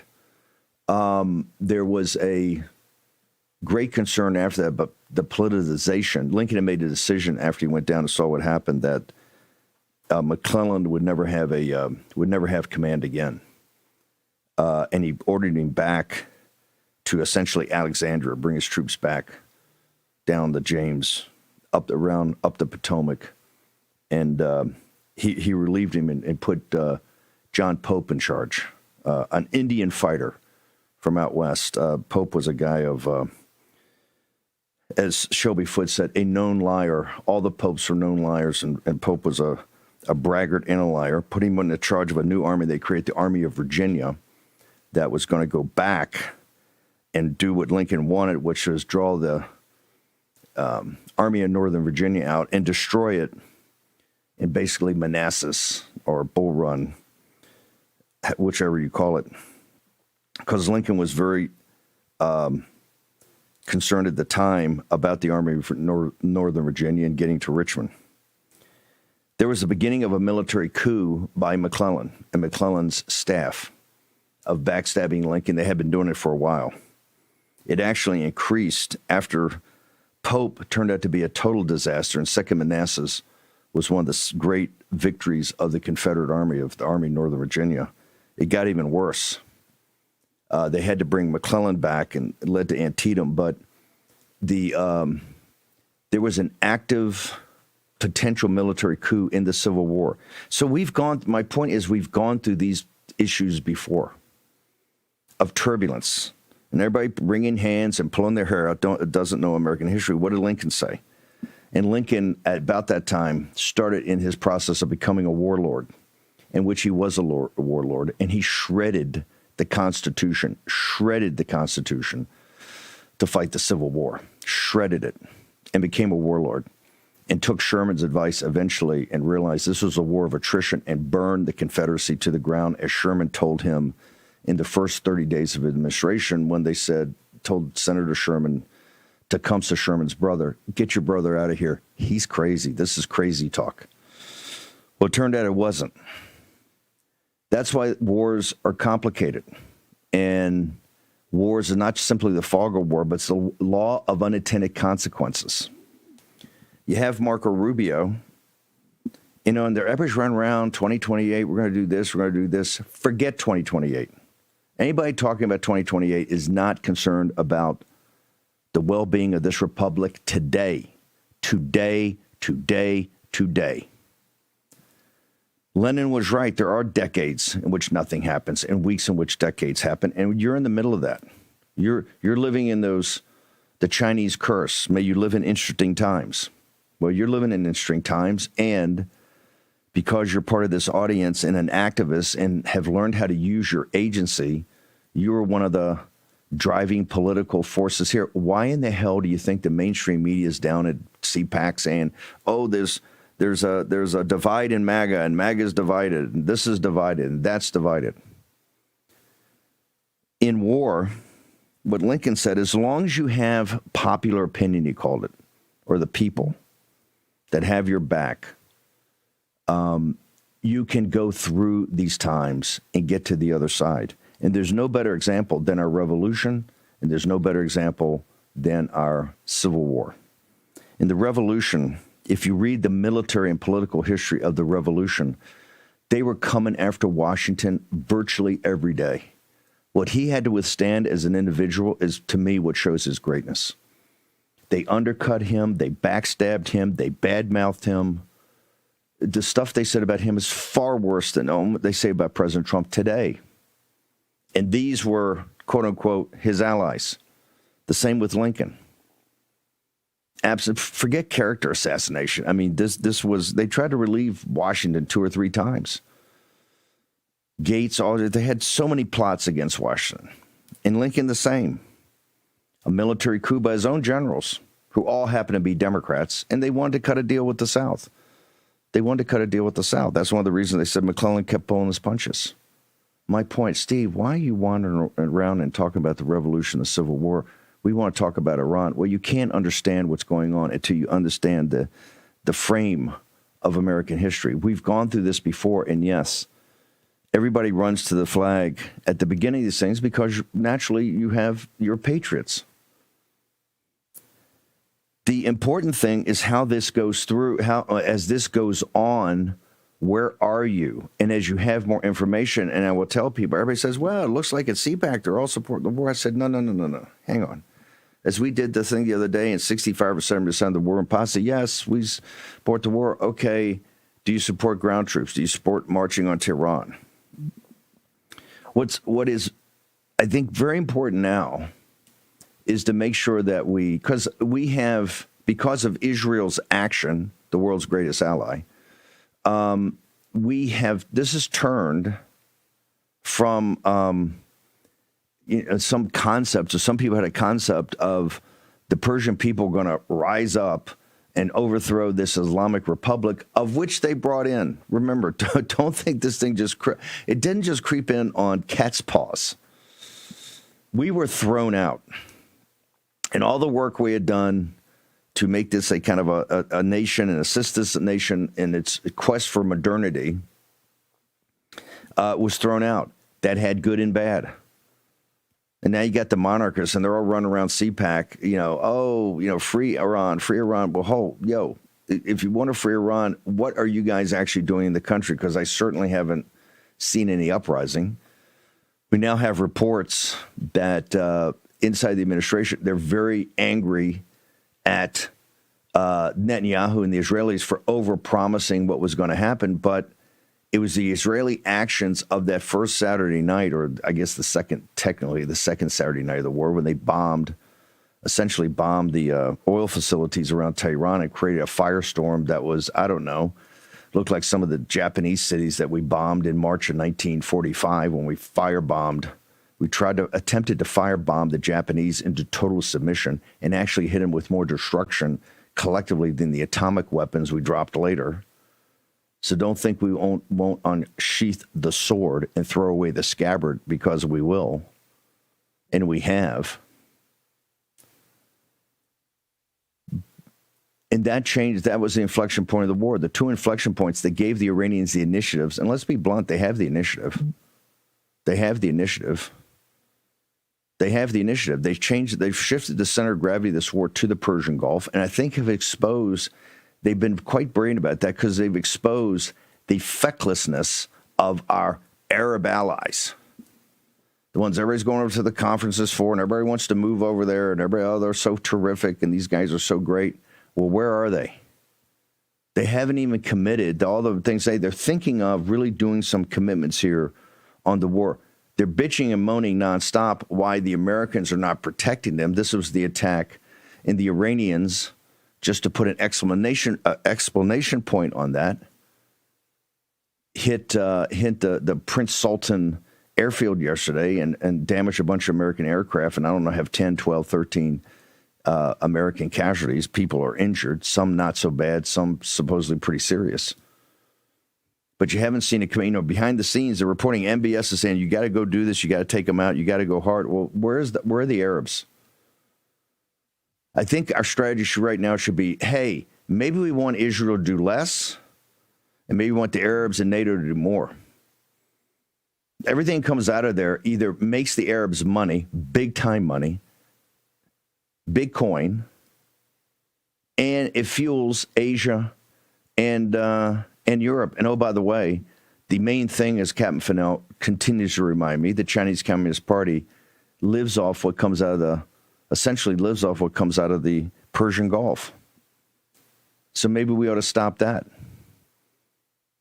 If there's going to be, and Rubio said we don't need ground troops. Okay, I assume then Hormuz and the Persian Gulf are not part of your plan of an objective of the war.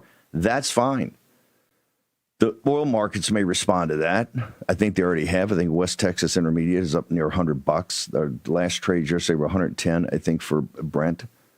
That's going to have an impact. It just is. But if it's not an objective, because I haven't seen a plan or heard of a plan or talked to anybody about a plan that doesn't require some sort of ground troops and some sort of naval blockade or naval, escort duty, like my kid brother had back in 86 and 87 in the tanker war. It's time to get the Arabs to stand up. Not that we should have done that maybe before the war. Let's put a pin in that. That's another thing. All the stuff about what went wrong and all that, that's for another day. Now we're in a shooting war. And we have American kids at the line of contact. So I think all of our attention should be to what is going on here.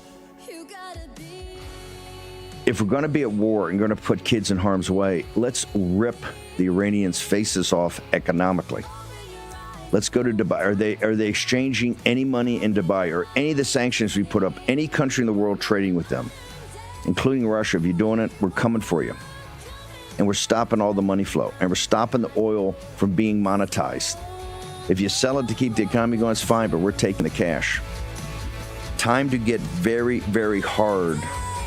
President Trump ended the nightmare for almost all January 6 defendants when he delivered on his promise to pardon those who suffered through our two-tiered system of justice. But there are still 12 January 6 defendants whose fights are far from over. These J6ers still face overwhelming legal battles. Scan the QR code now or visit j6support.com to help stand in the gap push for pardons for these patriots. Many have lost their jobs, homes, and life savings due to prolonged incarceration, and even though they've had their sentences commuted, they still cannot vote, possess firearms, receive any military pensions and retirement benefits, obtain health care coverage for themselves and their families, or secure employment. Stand in the Gap is renewing our Justice Restoration Fund to advocate for full pardons for these patriots. Please visit j6support.com or scan the QR code to support our fight for justice for these January 6 defendants. Your gift today helps us partner with reputable attorneys and legal advisors to ensure they have a fair chance at winning their cases and having their rights restored. Please donate today to let these J6ers know that they are not forgotten. Scan the QR code or visit j6support.com to make a tax-deductible donation to our Justice Restoration Fund.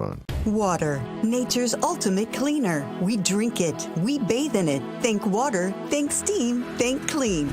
Now harness the power of water with the H2O X5 5-in-1 steam cleaning system. I'm so impressed with the X5. It's an all-in-one product. I can use it throughout my entire house. It's cleaning, it's sanitizing. There's no chemicals in it. It's just steam. This is unbelievable. There is no more odor. 5 minutes, I'm done. Look at that. It's amazing. If you're ready to step into an effective, economical, and eco-safe world of cleaning, look no further than the H2O X5. Using just the power of superheated water, the X5 Super Hot Steam cleans and kills up to 99% of germs, viruses, and bacteria. You could spend over $500 to purchase the products that the X5 5-in-1 Miracle replaces. But through this special TV offer, you won't spend $400, $300, or even $200. Order your H2O X5 steam cleaning system, a $500 value, for just 4 easy payments of $43. you'll get the X5 steam mop with microfiber pad, the carpet glider, the handheld scrubber, the window glass and mirror attachment, and the garment and upholstery bonnet. It's a complete 10-piece system, all this for just 4 easy payments of $43. But it gets even better. Order now and we'll upgrade your X5 package. We'll add a 6th mode with a dusting and polishing wand. Valued at over $30, this extra bonus attachment makes your H2O X5 the H2O X6. That means your 10-piece system becomes a 12-piece system at no extra cost to you. If after 30 days you're not absolutely delighted, send it back for a full refund of the purchase price. Don't wait. Now's your chance to own the X5 for just 4 easy payments, and we'll make the first payment for you. You get the X5 incredible 5-in-1 lightweight, powerful 12-piece steam cleaning system, a $500 value, all for just 3 easy payments of $43. This offer can't last forever,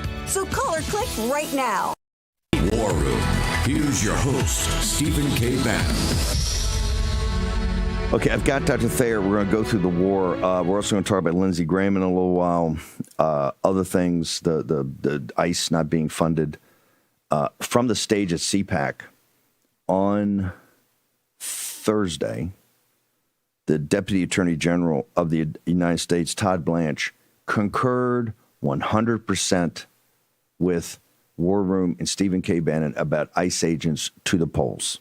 And I want to play, if we can do it, Ken Cuccinelli's misreading of the situation, Ken, on CNN the other night, trying to virtue signal, which you cannot do, Ken. Note to self, note to CRA. Love the CRA guys, but let's get our talking points organized.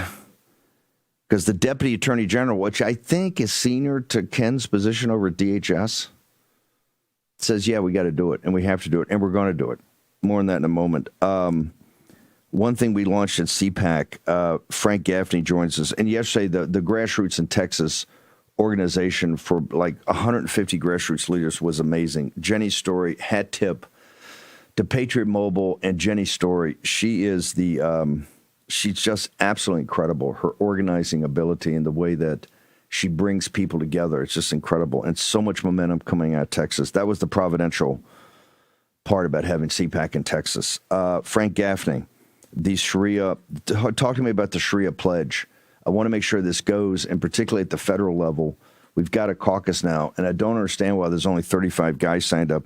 Because you know why, folks? If you don't put a bayonet in their back, and this past couple of days has been a perfect example. The Senate had to take their 2-week break, right? Had to take their 2-week break, and the House guys wanted to do it too. Now Johnson, because I think the president put the whip hand on him. The House kind of came back last night, so we don't really have any funding. It's a very confusing situation. But Save America is kind of tossed into the garbage bin. Let's be blunt. Mike Lee and all these heroes that tried to push it. You can't get anything done. If you're going to take your 2-week break, think about it for a second. We told these guys, you're going to seize the floor, and this is going to be nonstop for 4 or 6 weeks. When I kept saying when we first started streaming it, Mike Lee was doing such a heroic job, but I was talking to, Jenny Beth and Cleta and others associated with it, and I said, I can tell when something's got some heat and some urgency, and our audience responds, and there were a lot of people watching, but you could just tell there was no urgency. They were never going to seize the floor because they wanted to take their 2-week break. If we had done anything before, they were leaving. They're not going to seize the floor and hold it and force this and have some dramatic Mr. Smith goes to Washington or the Civil Rights Act in the 60s and no one of these historic stand. They're not interested. They're not interested. Tommy Tuberville told you, they're not interested. They don't care. And I think the president, the way you make them care, sir, is you have a come round. And to me, you can't get 51 votes. You can't get 60 votes, fine. You can't get 51 votes, fine. But man, I know you can get 27 votes, and that gets your new leader. So let's try it under new management. Clearly, this management in the Senate ain't working. And that whole Senate leadership team. So I think the new target, the new normal ought to be the 27. And let's see how that gets Thune, because Thune doesn't care. Could care less. Frank Gaffney, how are we going to get the pledge done? Are you going full Grover Norquist on us? You're going to make this like the tax pledge that the Republicans had for decades? With your help, we will, Steve. This is the deal. We have a moment right now, and I think it ties right into what you were just talking about. We need new leadership, yes. We need new, bodies in the United States Senate, in the House of Representatives, in every legislative body across this country, executive. And we have an opportunity to do that, I believe, by focusing like a laser on an initiative that we've demonstrated in the state of Texas can, in fact, be a unifying issue, as you pointed out, Steve, when you discerned that the number of votes for Ken Paxton and for John Cornyn combined was less than the number of votes to ban Sharia in the state of Texas. That was 1.9 million Texans.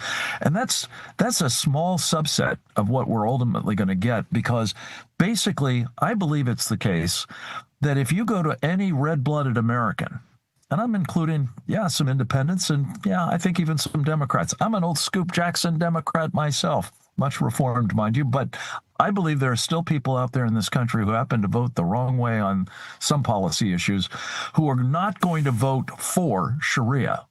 And so what we've done with your help is we've launched this campaign. We call it the Sharia Free Pledge. And it simply says this, quote, I pledge to the citizens of my district and the American people that I will oppose any and all efforts to impose Sharia law on them. Now, that's an homage to old Grover Norquist, who I've had my differences with, but his tax pledge is the model for the Sharia Free Pledge. And we need every man, woman in this country who is running for elective office to be asked, are you for Sharia in America, or are you free now and want to remain free to vote against Sharia? And will you serve as my representative in whatever capacity to work to keep Sharia out of our country, to prevent it from taking over?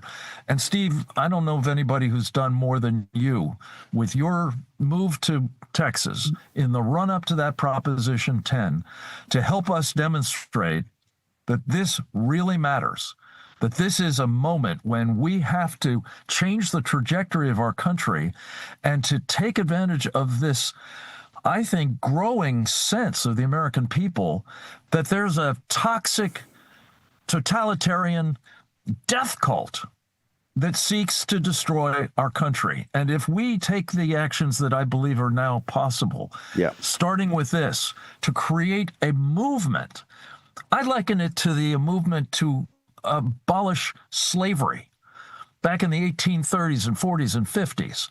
They called it, the New York Times and the 1619 Project, the original sin of this country was slavery, right? 250 years ago. Well, a Republican Party was born out of that movement, and they nominated a guy by the name of Abraham Lincoln to run for president. And the rest, as they say, is history. It took us 650,000 lives to expiate the sin of slavery and a lot of civil rights movement and all the rest of it. But Steve, here's the point. We're about abolishing slavery 2.0, because what these guys have in mind for you, these Sharia supremacists have in mind, is your enslavement.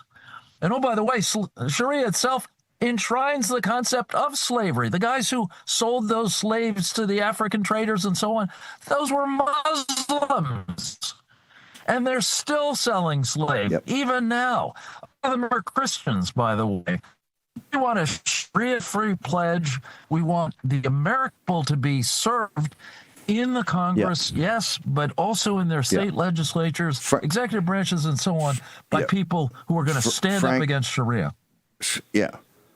Frank, hang on, you're going in and out for the connection, but I want to tell people right now where they go. Where they go. Yeah. Okay, nsharia.com. We'll get it up on the Chiron. I want to say, here's the ban the Sharia, ban-sharia.com. Let's get up Frank Hanger. I think the irony of using the template of Grover Norquist is quite interesting, because Grover Norquist, I don't think, has ever answered the question of his agency for the Islamic cause, particularly in the 2003 when he was the one that talked Bush into saying, going to a mosque a couple of days after 9/11 and saying, "Oh, it's a religion of peace." Nothing could be further from the truth, and nothing hurt us more. The only thing that hurt more was his two daughters not enlisting into the military and being part of the cause. But the other was that his administration was infested with pro-Islamist because they had made money in the Persian Gulf. Now, let me think about that for a second. Hang on. I'm going to connect it out. Bush, Texas. Oh, yeah. It's the reason we got the problem in Texas. Here's the thing. Let's just go to total war. If we're going to put young men and women on those carrier battle groups, and we're now going to send them around the Red Sea to keep the Red Sea open for the Europeans and have the Houthis be firing at us like they were last summer when they were giving as good as they got. If we're going to have American airmen the KC-135 tanker is a perfect example of I think two women, right? 4 men, all patriots, all heroes, died in service of their country, or did they? Or was it in the service of foreigners? The Arab in Israel got a big stake in this, and the Europeans. Where are you? Is taking out the Persians, taking out the Islamic regime 100% the United States' issue? As I've said over and over and over again, and the facts have proven me right, the issue we have with radical Islam is not going back 47 years, because I was there at the beginning, and, about Beirut and all these horrible things that have happened, and horrible things have happened. Horrible things have happened. But it's inside the wire. And one of the reasons that we have this ban Sharia or prohibit Sharia law in Texas, and people are telling you, hey, man, Frisco, Texas, and some of these great towns are under siege by Islamists. Why is that? Well, hang on. Let me wait for a second. Why are Peter McElvenney? Probably, I think he and Raheem are the two most educated and best about this. Why is McElvenney says, Steve, when he went to Dallas, in the same time frame, Texas is much worse, 10 times worse than London was at the same time, and London now has fallen. He says because they're in the business community and the political class have embraced them. Let me repeat this. The Bush political class, it's the same at the war. Don't you see what's going on? The elites in this country, whose sons and daughters ain't on and carrier strike groups in the North Arabian Sea, are not the brigade, the Ready Brigade of the 82nd Airborne. You have maybe one or two, but as a class, no way, not interested. We have a bigger problem inside the wire. Mandami in New York City is 10x the problem for the United States of America than Tehran. Full stop. We got them inside the wire. Don't ask me. Ask these good, hardworking people in Texas. The people in Texas, one of the biggest problems we're going to have is that they're such good-natured and kind people. It's the kindness and the openness and this kind of, hospitality that's going to make this fight so tough, because the enemy ain't like that. The problem in Texas is a ticking time bomb for this country. The problem in Tehran, and we'll have plenty of time to get to what the imminent threat was. I cannot be blunter. The imminent threat for the destruction of this republic is in Washington, D.C., New York City, and places like Texas. It's inside the wire. Grover Norquist and the tax pledge, they never had a pledge for cutting spending. So how do you not raise taxes and continue spending? I'm all for cutting taxes. I'm all for cutting taxes, particularly to give it to what's being funded. But if you don't cut spending radically, you're going to bring a financial collapse in this country. Full stop. And that's the path we're headed down right now. The problem is inside the wire. Outside the wire is nobody does any heavy lifting except the kids, the young men and women in the United States of America. Hi, I'm Dr. Ron Paul. For 50 years, I've watched Washington betray the American people with dishonest money. Nixon's closure of the gold window made endless debt and war inevitable. Today, our middle class, our currency, and our economy are dying in real time. In my new book, Dispatches to Future Generations, I reveal how we got here, plus the solution, gold. And that's why I'm partnering with Birch Gold Group to give you a free copy of my book along with their free info kit on gold.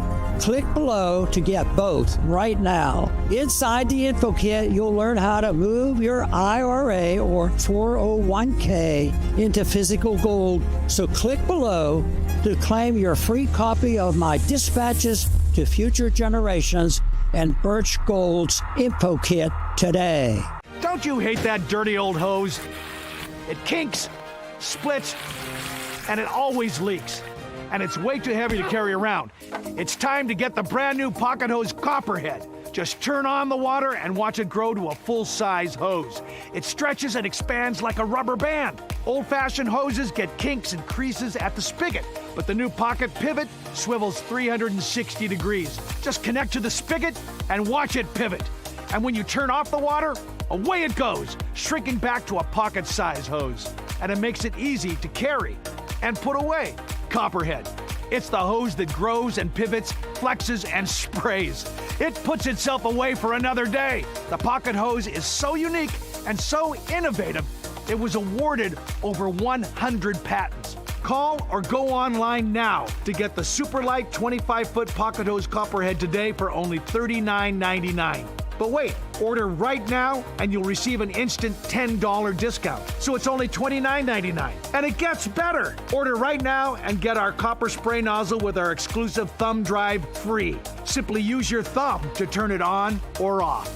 And with 10 unique patterns, you'll have a setting for every job. A $30 value. Yours free with every 50-foot Copperhead. Plus, Copperhead comes with a full 10-year warranty. It's that durable. That means you can order right now with total confidence. But this special offer is not available in stores or on Amazon. So order right here, right now. And with rising costs, this may be your last chance at this low price. There is a strict limit of 3 per order. So don't wait. Order now.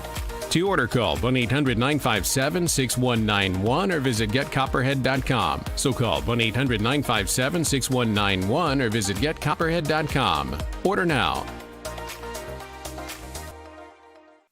War Room. Here's your host, Stephen K. Bannon. Okay, we have an 8th free installment now up. It's totally free. The first 7 installments all free. Everything is free over Birch Gold. No obligation, totally free. It's to get you up the learning curve. Because once you're up at a learning curve, then you can make a decision, hey, do I think precious metals, do I think gold and precious metals fit in to my investment philosophy or fit into where I am financially? That has to be the bottom line. Don't run out and just, let me go buy gold. That's not the way to do it. It's to understand it. Make your own decisions. Birchgold.com, promo code Bannon. End of the Dollar Empire, now the 8th free installment. The 7 we've put into a book because of popular demand, so you can get that also. The Patriots Edition. Very proud of this. Now being taught actually in a finance graduate school. And the reason is the accessibility of it. We took a lot of complicated concepts and using history and financial analysis, and you don't have to know any high-order math. It's to get you up the learning curve, birchgold.com. Also, specials for the War and Posse, home title lock. You get 14 days free testing of $1 million triple lock protection. Look, 80 or 90% of your net worth is tied up in your home. If you're lucky enough to have one, and we now know the average age of a first-time buyer is 40 years old, which is obscene. Most of these young kids, you want to know why these young kids are angry?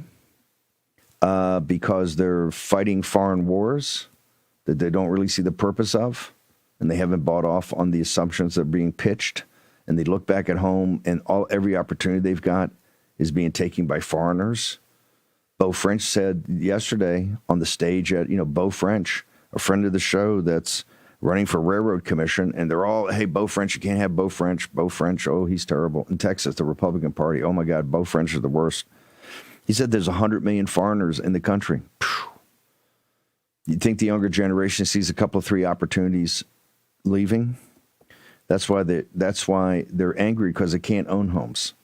They don't have the economic foundation to start families, which is central to our republic. The beginning of Edmund Burke's little platoons that kind of keep society and culture and civic life going. Home title lock for pennies a day. But don't take it from me. Talk to Natalie Dominguez's team. HometitleLock.com. Promo code Bannon. The last is Tax Network USA. I'll give you the number in a moment. What they've done, I think, is pretty extraordinary. They've given you a free. It's very complicated to understand. Hey, where you stand with the IRS, and if you've missed a filing before, or you got a letter from the IRS and you put it in the drawer and just don't want it to go away. That's not the way the system works. They get so many tools to garnish your wages they're going to get their money. The process is to get an advisor that can define what that money is. And to do that, you need to know where you stand. So the Tax Network USA people have given you a free opportunity to find that out, called a discovery call. 866-513-5516. 866-513-5516, just for the War Room Posse. Call that number. Tell them you're from the War Room, and get a free discovery. Now, you may have to go back and get some of your paperwork done, but hey, that's between you and them. They've solved $1 billion worth of tax problems. I tell people, there is nothing in your tale of woe that they ain't heard before. Okay? So you can come out free and clear and then get the results. Dr. Thayer, if we're going to go to war, let's go to total war. And what I mean by total war, let's shut down everybody trading with them. Let's go to UAE and said, hey, you got like 2 hours to go to Dubai and shut it all down. The Pirate Cove in Dubai got to stop. We got to stop the Arabs. Everybody's playing games. The Israelis are playing games with us. The Arabs are playing games with us. The Europeans are playing games with us. And what are we doing? We're sending troops over there. Which is fine. President Trump needs options and alternatives to negotiate here around the military operation victory. And Marco Rubio ought to go on the morning shows tomorrow, not Scott Bessent, but Marco Rubio ought to go on the morning shows tomorrow and lay out and go back to this definition. If the military objectives that he talked about on the tarmac, which have been what we've said, those 4 military objectives, if that is the sum total of our objectives, and that can be done by increasing an intense bombing campaign, and we know that there's 3,500 I think there's 3,500 additional, or maybe up to 6,000 additional targets. That's fine. Then keep doing it. If that's the objectives, and then you got that, either negotiate or just withdraw. If you've met your objectives, I don't know what you need to negotiate. Now, if it's bigger than those objectives, Marco Rubio is National Security Advisor, not a Secretary of State, National Security Advisor. Because I think by statute, National Security Advisor from the National Security Act and the chairman of the Joint Chiefs are the 2 senior advisors, and he ought to have just if that's it, then we shouldn't be on any big search for who we actually have to negotiate with. Now, if it's broader than that, and we want something broader than that, that's fine.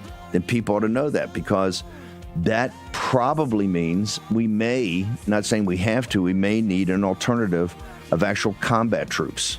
Let's call them what they are. Let's stop saying boots on the ground. Let's call them combat troops. Young men and women of the United States of America, combat troops inserted into the Persian Gulf, or maybe even the mainland of Persia. We're gonna go back and redo what Alexander the Great did 2,300 years ago. Fine. If we do that, though, I want Arabs at the front. The first wave at Karg Island, send you a MBZ, probably the best ally we got over there. A guy that punches way above his weight, a country punches way above their weight. Fine. Dude, you're all in. Let's go. Shut down Dubai, the Pirate Cove of exchanging cash, money laundering the Persians' cash. Shut that down now. Shut it down now. And let's get MBS. He's another big talker. Talking, we got to destroy this, got to destroy this. No, you got to stand up and destroy this. And maybe get a couple of 3 of those princes in uniforms. Let's get them over there. Let's get some of the royal families. Qatar royal family. Or you got any kids over there in special forces? Let's line them all up. Let's line them all up and then see how big they're talking. Yeah, the United States, you got to get in there. It's time to have a session where we talk about what exactly is going on here. And the President Trump's in. Hey, and we're in too, as long as the information's out there. And President Trump's now searching for some Iranians to negotiate with, and we're increasing the bombing campaigns, which is fine. And that's one aspect of it. But another aspect of it is you got to make sure, number one, the Israelis understand our strategic objectives, which are paramount and the only thing that matters. And you got to get the Arabs. And then let's get the Europeans. Let's get the Royal Navy down there. Let's get the French Navy down there. Let's get them all down there. Let's make them all turn over the cards. Let's see who's with us and who's against us in this war. Hello, welcome to T-Town. Like men over 40 everywhere. These guys experience a drop in testosterone. Don't worry, it happens to all of us. Some guys took my advice about how to boost their testosterone, and some didn't. This guy got the message loud and clear. That's right, Nugenix Total T2. From the #1 selling testosterone brand at GNC comes Nugenix Total T2, a unique new formula that combines the ultimate free and total testosterone booster with a powerful nitric oxide booster that works in just 3 hours. Feel like a new man, leaner, stronger, with more energy and drive. Get your complimentary bottle by texting SURGE to 321-321. Thanks. It'll make you feel like a new man. And by the way, she'll like it too. You can only try before you buy with this special offer. Get your complimentary bottle now. Text SURGE to 321-321. Do it now and we'll include a bottle of new Nugenix Neurozone Brain Supplement absolutely free. President Trump ended the nightmare for almost all January 6 defendants when he delivered on his promise to pardon those who suffered through our two-tiered system of justice. But there are still 12 January 6 defendants whose fights are far from over. These J6ers still face overwhelming legal battles. Scan the QR code now or visit j6support.com to help stand in the gap push for pardons for these patriots. Many have lost their jobs, homes, and life savings due to prolonged incarceration, and even though they've had their sentences commuted, they still cannot vote, possess firearms, receive any military pensions and retirement benefits, obtain health care coverage for themselves and their families, or secure employment. Stand in the Gap is renewing our Justice Restoration Fund to advocate for full pardons for these patriots. Please visit j6support.com or scan the QR code to support our fight for justice for these January 6 defendants. Your gift today helps us partner with reputable attorneys and legal advisors to ensure they have a fair chance at winning their cases and having their rights restored. Please donate today to let these J6ers know that they are not forgotten. Scan the QR code or visit j6support.com to make a tax-deductible donation to our Justice Restoration Fund. This is the primal scream of a dying regime. Pray for our enemies, because we're going medieval on these people. You're just not got a free shot on all these networks lying about the people. The people have had a belly full of it. I know you don't like hearing that. I know you try to do everything in the world to stop that, but you're not going to stop it. It's going to happen. And where do people like that go to share the big lie? MAGA media. I wish in my soul, I wish that any of these people had a conscience. Ask yourself, what is my task and what is my purpose? If that answer is to save my country, this country will be saved. War Room. Here's your host, Stephen K. Bannon. It's Saturday, 28 March, year of our Lord 2026. We're here to make sure that you get information because MAGA eventually has to make up their mind about, as Lincoln called it, public opinion. And this is why it can't be people yelling at you this way, yelling at you that way. It's got to give you the facts, and you come to your own conclusions. You're grown men and women, and you've had tremendous political successes in the past. We've had a couple of 3 speed bumps, I might add. But it's all a process. And now the process is finding out as much about this as possible. So I think one of the things that Marco has to do as National Security Advisor is come forward and lay out what he did on the tarmac and lay it out. Are those the objectives? Are those the objectives? And those objectives are going to be met in the next two, they think, and it will always be, it's the war, right? But their planning is with Admiral Cooper and Raising Kane, General Kane, And as Captain Fennell so brilliantly does when he comes on here, just walk through the defanging, declawing of the conventional military of the Iranians. We know there hasn't been an uprising. Now, was that because the exquisite intelligence that members of the National Security Council go on stage and tell us the exquisite intelligence maybe won't so exquisite? Or was it we were misled? There's all kind of reports of Netanyahu promoting people, but this thing was going to happen. It was going to be, they reminded me at the time, and I said it. It's Bill Kristol and the same gang, the exact same Fox News crowd under Rupert Murdoch. Of course, then they had Ailes, who was even better than the team they got now. Remember the roses? They're going to throw roses. They're going to throw roses in the streets as the American troops walk into Baghdad and free them, and they're going to put their thumbs in and get, blue ink like in Afghanistan, and they're all going to be Jeffersonian Democrats. And the world's going to live happily ever after because it's only democracy that these nations need. That's all they need. You saw the folly that was. So now, on that total war, when I say total war, total economic and financial war against the Persians and anybody in business with them. If we're going to have a possibility of young American men and women as combat troops inserted into the Middle East, inserted into the Persian Gulf, and maybe even in mainland Persia, right? They're going to go back and do the Alexander the Great thing. I might add that Alexander the Great, after that trip back through Persia, where he put 2/3 of his army on boats and took them through the Strait of Hormuz and past Karg Island up to the Tigris and Euphrates to Babylon. I think Alexander the Great, as great as he was dead 6 months later when he got to Babylon. Either through a fever he caught or maybe some poison they gave him because they thought, hey, maybe he's going to send us back across that hellhole. Remember, Alexander the Great had a revolt of his generals, the greatest group of better than Lee's lieutenants. Better than some of the fighting generals we had in World War II. Better than Blackjack Pershing had on the American Expeditionary Force in World War I. His generals, and they're the ones that said, yo, brother, we've gone too far. This land is horrible. These people are horrible. We got to get the hell out of here and get back to Greece. Same as Xenophon told us later. The march up country with his that mercenary army. It's always consistent. First, what's always consistent, and should be totally consistent, is that when you read history of this area, whether it's Xenophon or was it Arion, any of the histories of this, it's always, wait for it, you're getting double dealt the entire time. The whole purpose of Xenophon, the march up country, the mercenary army, the Greeks, they go in there, they're going to get paid by the Persians because, Darius and one of his brothers, and they're always fighting each other. The whole area is just, the history is just, it's almost incomprehensible in the 21st century to read the histories of the brutality of the whole region. Read the history of Jerusalem. Your jaw drops. The barbarity, the savagery of the people trying to conquer it and not conquer it, and people holding it, and then tearing down a temple, and then trying to build a temple again, and every, the Assyrians and the Babylonians and the Persians. But hey, the one consistent thing when you're in that part of the world, from Alexander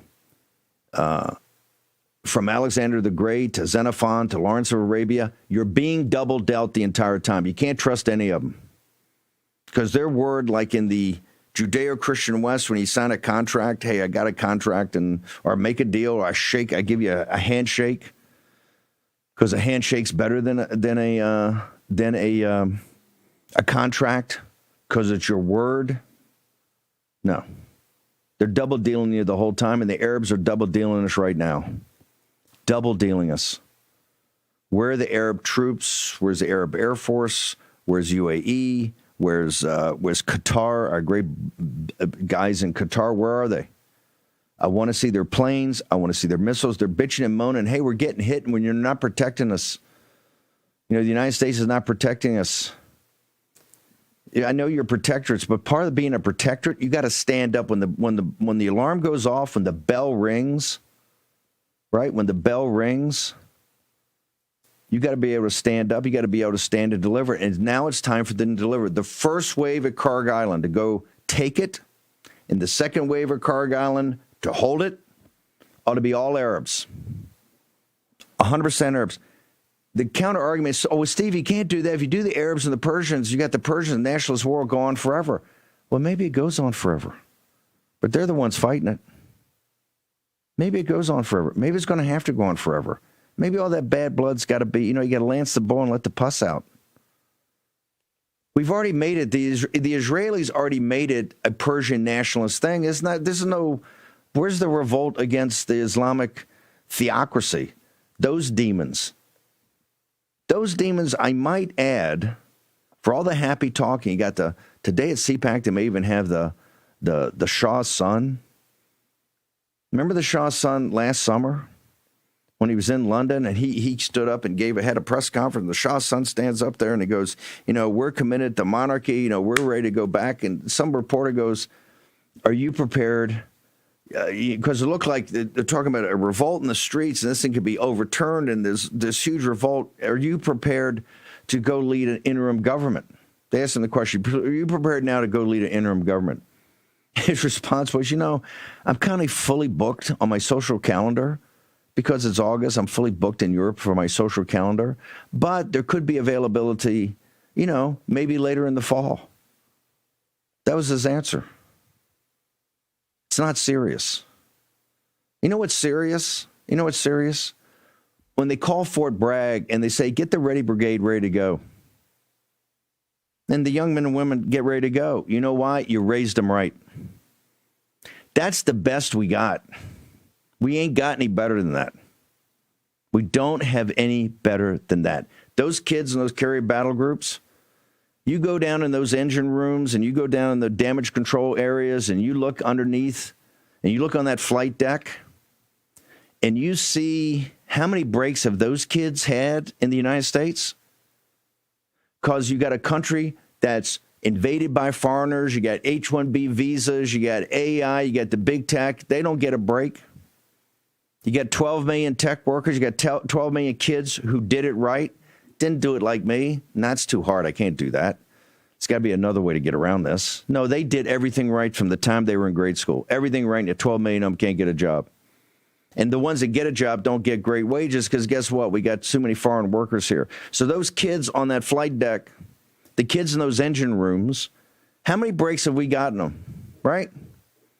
You got the Arabs over here, and they're buying this, and they're buying that, and they're living large. You don't think that upsets people? That upsets people big league. You go down to Texas. And you've got this Islamic invasion, and they're rubbing your nose in it every day. How they're building this and building that, and they're in business with this business guy and this real estate guy, and they got the Texas political class in Austin protecting them. And people have to come out and get it done. And those kids, the kids in the 2 Marine Expeditionary Units, these Marines. You look at those Hispanic kids, and you look at those white kids and the black kids. You look at them all, right?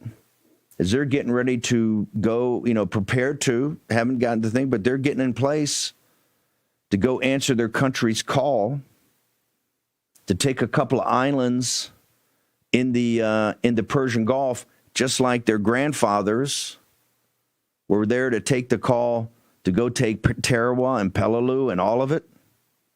Didn't totally understand what the geopolitics were, the geoeconomics were, but understood there was a sneak attack at Pearl Harbor that I will tell you, after 9 investigations, there are a lot of questions, right? A lot of questions. So, but don't answer the call. You know what? You raised them up right. The guy asked the thing the other day. He's all for going to Tehran and marching to Tehran and doing all this. I just said, hey, you got any kid you fought? You got any kids in? Well, no, they do the hubba. But I got a 13-year-old girl I'm raising as a moral person. And that was a good answer, a solid answer. I'm not going to jump a guy when he says that. I'm raising up a 13-year-old to be a moral young person. My only thought is, dude, I got that. And that's great. That's what Burke was talking about, the civic society, the underpinnings of a society. But you don't think the parents that got those kids in that Ready Brigade right now They're getting ready on the 82nd Airborne to go in if they were asked to go in. Didn't raise them up right and raise them up to be moral. You don't think the people in those carrier battle groups and the submarines out there and the destroyers out there and those the helicopters are out there and all the fighter sorties we're doing, when they talk about 10,000, well, we had 10,000 sorties, 10,000 missions. That's Americans doing that every day. And we have a tanker, right? We have a tanker that goes down, and we got 6 whose parents decide that we don't want a public display of the return of their remains. Were they not raised up right? You damn right they were raised up right. And it's not some happy talk that I'm raising something moral. We see it. It manifests itself. You know how it manifests itself? They volunteered. They know what it's about, and they volunteered. So if they're volunteering and their parents have raised them up right, and they're the best we got, why don't we treat them like they're the best we got? First off, when they're back here, how about this? Let's make American citizenship at the level of Roman citizenship. Since we're the heirs of the Judeo-Christian West, and it went from kind of Athens to Jerusalem to Rome, and that's what's been bequeathed to us, why don't we have American citizenship at the same level? So those kids that are over there that are in harm's way and about to potentially go into more harm's way understand I got a special deal. You know what that is? I'm a citizen of the United States of America, and there's no foreigner going to come in my country because the system is to make sure foreigners don't have advantages. And so when I look at the graduate schools of all the tech schools and I look at all the medical schools, I look what's happening. Well, that couldn't possibly happen because I'm an American citizen. I'm first. The entire system rots. And yet we continue to call on the best we have. The most important asset we have is not the magnificent physical properties of the United States of America. It's not our capital. It's not our technology. It's not even our system. People that have a fetish on the Constitution. The Constitution is a magnificent document, but don't fetishize it, which Mark Levin and these guys do. The greatest resource is our young men and women. What the Mark Levins and the Ben Shapiro don't mind at all thrown out there like trash. Let's get serious. We're going to be serious, going to go to war. Let's get serious about it. I'm all for it. Want to take them down? Let's do it. But let's make sure that all the cards are flipped over and we got people that are pulling their weight. Let's start with the Arabs. Where are they? And I want to see a couple of checks stroke too, not us giving them stuff. I want to, we're talking about taking the Iranian oil. Let's get a carried interest. People are being given 20 days to move their savings out of bank accounts just because of their political views. In fact, a conservative billionaire in Washington, who you know very well, was forced to transfer hundreds of millions of dollars. Hi, I'm Dr. Ron Paul. If they can debank billionaires for their politics, what's stopping them from doing the same to you? This is why I've always advocated for the one asset that can't be debanked: gold. Click below for a free info kit on gold IRAs from my trusted friends at Birch Gold Group.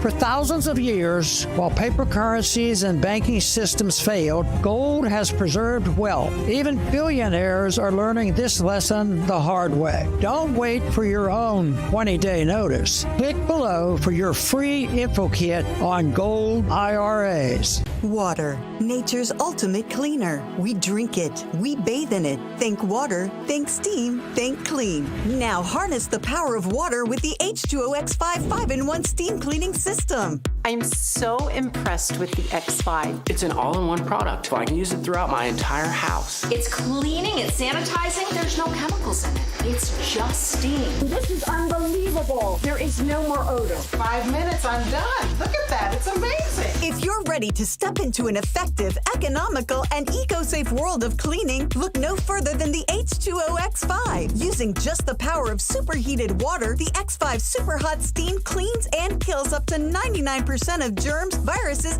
and bacteria. You could spend over $500 to purchase the products that the X5 5-in-1 Miracle replaces. But through this special TV offer, you won't spend $400, $300, or even $200. Order your H2O X5 Steam Cleaning System, a $500 value, for just 4 easy payments of $43. You'll get the X5 Steam Mop with microfiber pad, the carpet glider, the handheld scrubber, the window glass and mirror attachment, and the garment and upholstery bonnet. It's a complete 10-piece system, all this for just 4 easy payments of $43. But it gets even better. Order now and we'll upgrade your X5 package. We'll add a 6th mode with a dusting and polishing wand. Valued at over $30, this extra bonus attachment makes your H2O X5 the H2O X6. That means your 10-piece system becomes a 12-piece system at no extra cost to you. If after 30 days you're not absolutely delighted, send it back for a full refund of the purchase price. Don't wait. Now's your chance to own the X5 for just 4 easy payments, and we'll make the first payment for you. You get the X5 incredible 5-in-1 lightweight, powerful 12-piece steam cleaning system, a $500 value, all for just 3 easy payments of $43. This offer can't last forever, so call or click right now. War Room. Here's your host, Stephen K. Bannon. Look, you almost have to take the emotion out of the decision as you guys work through which way we go here. And one of the engine room, tells me that, oftentimes over the last decades, we've been used to sugarcoating or getting a spoonful of sugar to take the medicine. We're here just going to get the medicine. Why? Because you're better than that. You're more important than that. You are actually the adults in the room. Remember that. Why do you think the media came down there? Yes, it's obviously to do division. This is why we had some of the folks on that have been interviewed by the mainstream media. Of course, they're trying to stir it up. There's no doubt about that. But they also understand intuitively the power of the grassroots movement. Because they're seeing it on their side. That thing today, the No Kings, you're going to have a million of them out there. Or they're going to say they have a million out there. Who knows how many they got out there? But the Mandami, the clear and present danger that's inside the wire that we're not dealing with, they understand the power of grassroots. So no, we're not going to sugarcoat it here. We're not going to give you, and not going to pat you on the head and tell you it's all going to be better, because it ain't going to be better until you engage fully informed. Fully informed. And that's why I keep telling people coming to this polling, it's all great. I said, yeah, but every time I ask a follow-on question, Breitbart did it best. When the Breitbart guys got JPL and they did the thing, and it was like 79% or 80%, approval and support. And then they said, well, what happens when the first casualties start? And then it drops. And what happens, the next week when casualties starts? So you have to think this thing totally through. That's what I'm saying. Hey, we're going to do this. We're going to spend this $200 billion and combat troops, and you got airmen and Navy in harm's way, then let's go to total war and let's end this thing. But let's start with the financial. Let's rip them down financially, and anybody that's in business with them, making money, make sure that money, that blood money, gets sucked out of them and goes to pay for this. And yes, let's get all the royal families over there. I want to see all those princes.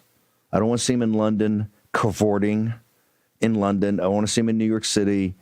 Don't want to see him in Palm. I don't want to see him running around this country. Don't want to see him. I want to see him in uniform, getting ready to take Carg Island. I want to see him in uniform, getting ready to figure out how to keep the Strait or Hormuz open. Because last time I look, the oil's getting monetized is their oil. And I also say we're going to take part of the Persians' oil or the Iraqis' oil. I'm all for that. Take it, brother. Let's do it. Let's do it. Let's get a carried interest. Let's get 20%. Let's take 20% of the air of Saudi Aramco. Let's get 20% of UAE. Let's take 20% of that gas field in Qatar. Here's the deal. We're going to keep it open. Let's be partners. We're going to get a carried interest. How about that? See how quickly they want to get to the peace table. See how quickly they said, well, hang over a second. Maybe we can figure this out some other way. Yeah, when we got our young men and women, they're all, go, MBS, New York Times, get them. Let's go get them. Let's go get them. Get up. If we're going to go to total war, let's do it. But that means total. The emphasis is total. Let's do it. And Marco, you better get up there because now I'm totally confused. You told me the objectives could be reached in 3 or 4 weeks with a bombing campaign. Brother, I'm all for that. If that's the objectives, this is laid out. Bang, bang, bang. Here's what we did. We defanged them, tossed the keys. Guys, it's your problem. I kind of dig that. But I'd like to have that laid out just so people understand it, and then we can understand, okay, here's what we're going to do. Marco said, National Security Advisor said, don't need combat troops inserted. His speaking on the tarmac. Okay, well, I want to take something that's upsetting a lot of people is the out-of-control cheerleading of certain members, elected members, and one I can't understand from the great state of South Carolina, because you don't get better people than the folks in South Carolina. You don't get more patriotic people, and you don't get people that have committed more to this country's defense. And people that are born there and raised South Carolinians and people that are retired there. I mean, it is a fabulous state with great, great, great people. And I do not understand at all how this guy can run around and do what he does. Let's go ahead and play it. Program has been obliterated, and they're running out of money. So here's what I tell President Trump. Keep it up for a few more weeks. Take Carg Island, where all of the resources they have to produce oil. Control that island. Let this regime die on a vine. Is this going to, though, take Carg Island? Is it going to involve U.S. troops on the ground? Let me just read you something from The Atlantic. Does an assessment on that. They say U.S. troops may well take Carg Island. We believe in their ability to do so, but only to endure ballistic missile strikes, drone attacks, petrochemical smoke, all without a reliable means of obtaining logistical support. The result could be a grinding war of attrition. Amazing military operation. God bless the fallen. But it's a difference when we talk about troops on the ground. I trust the Marines, not that guy. Mm-hmm. I trust DOD. We got 2 Marine expeditionary units sailing to this island. We did Iwo Jima. We can do this. The Marines, my money is always on the Marines. I don't know if you take the island or you blockade the island, but I know this. The day we control that island. There were 26,000 casualties. I don't know, 26,000 casualties on Iwo Jima. I'm not so sure that's a great. Yes, the Marines can get it done. The best amphibious force in the history of mankind. I'm not so sure those analogies are the best to use, given the blood that was shed on those islands. God bless. What is it? God bless the fallen. Well, thank you, Lindsay. People, I'm sure the parents of our honored dead feel great that you just kind of use that as a toss-away line after you've had 5 bourbon and branches and another one of your 1 millionth hits on Fox News. Let's go to Mark Lynch. Mark, you're running against this guy. First off, how the people in South Carolina keep sending Lindsey Graham back to the Senate is beyond comprehension, I think, to many people in the United States of America, sir. Your thoughts? Well, South Carolina hadn't had a viable candidate. They do with me. Our polling's back from Rasmussen with 1,000 completes. Head to head, Lindsey's at 45. I'm at 33%. And with an informed ballot, it flips. I'm 34%. Lindsey goes to 23. He drops down. So it's going to happen in 2026, and we're going to give America a wonderful 250th birthday present with the removal of a traitor. I'm wondering, with all this talk about the Strait of Hormuz and Carg Island and everything Lindsey's recommending, why are we listening to a traitor who needs to be arrested for funneling money to Hamas and Al-Qaeda through USAID? He's helping to support the enemies of our nation, Steve. And it's time to arrest him. He's a traitor. So that's a pretty big. I would say that's that's a campaign that's running a little hot. I just want to make sure people understand it. You've called him a traitor, and you said he should be arrested. That's not the kind of normal, dialogue you have in a typical Republican primary. But you've been at this a while. You're a very serious guy. Just walk the audience through why he's a traitor and why you, as his leading opponent in this race, believe he actually should be arrested for being a traitor, sir. Yes. Well, years ago, he was all for open borders. The nickname he got was Gramnesty. he was wanting to grant amnesty to illegal aliens in this country, which we know from the groups I've worked with in national security work. And I know you met with John and Matt here at CPAC. I just had breakfast with them. They said to tell you hello. And we know these people crossing over the border just aren't people looking for the American dream. They're supreme jihadists reporting to their assigned locations. You know, our guys did the work that busted CARE, the Council of American Islamic Relations. They're a Hamas terrorist organization, and they're fighting in South Carolina to help our legislators pass a hate crimes bill, which we could get arrested for having this conversation right now if that passes. They're using subtle things like that with red flag laws, and Lindsey voted for red flag laws. He's okay with removing citizens' guns. And, you know, we're at war with Islam, and funneling money to support them and paying migrants in this budget bill in the fourth quarter of December and the first quarter of 26, sending another $5 billion into pay to help fund illegal migrants coming in here.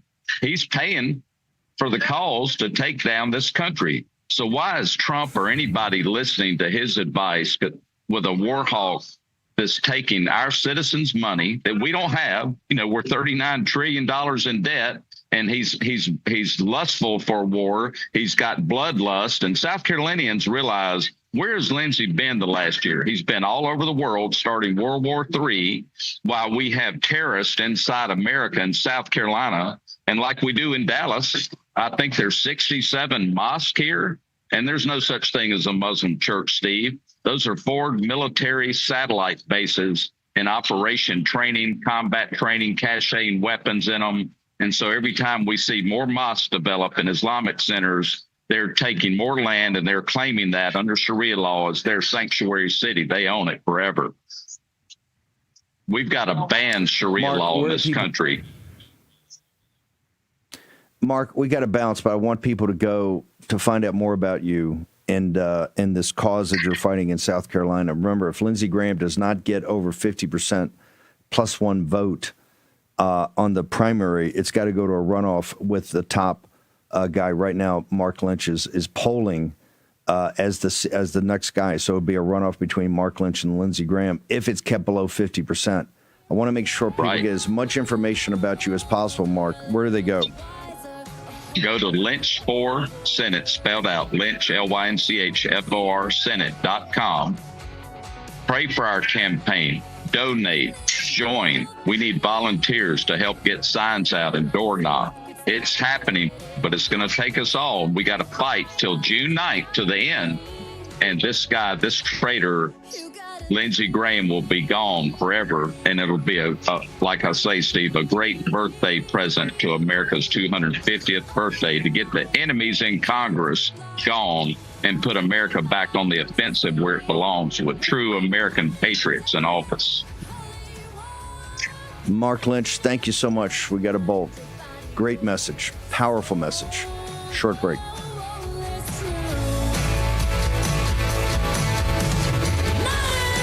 Hey folks, it's your friend John Rich. I co-founded Old Glory Bank because we heard too many stories about people getting canceled by their bank because they didn't agree with their politics.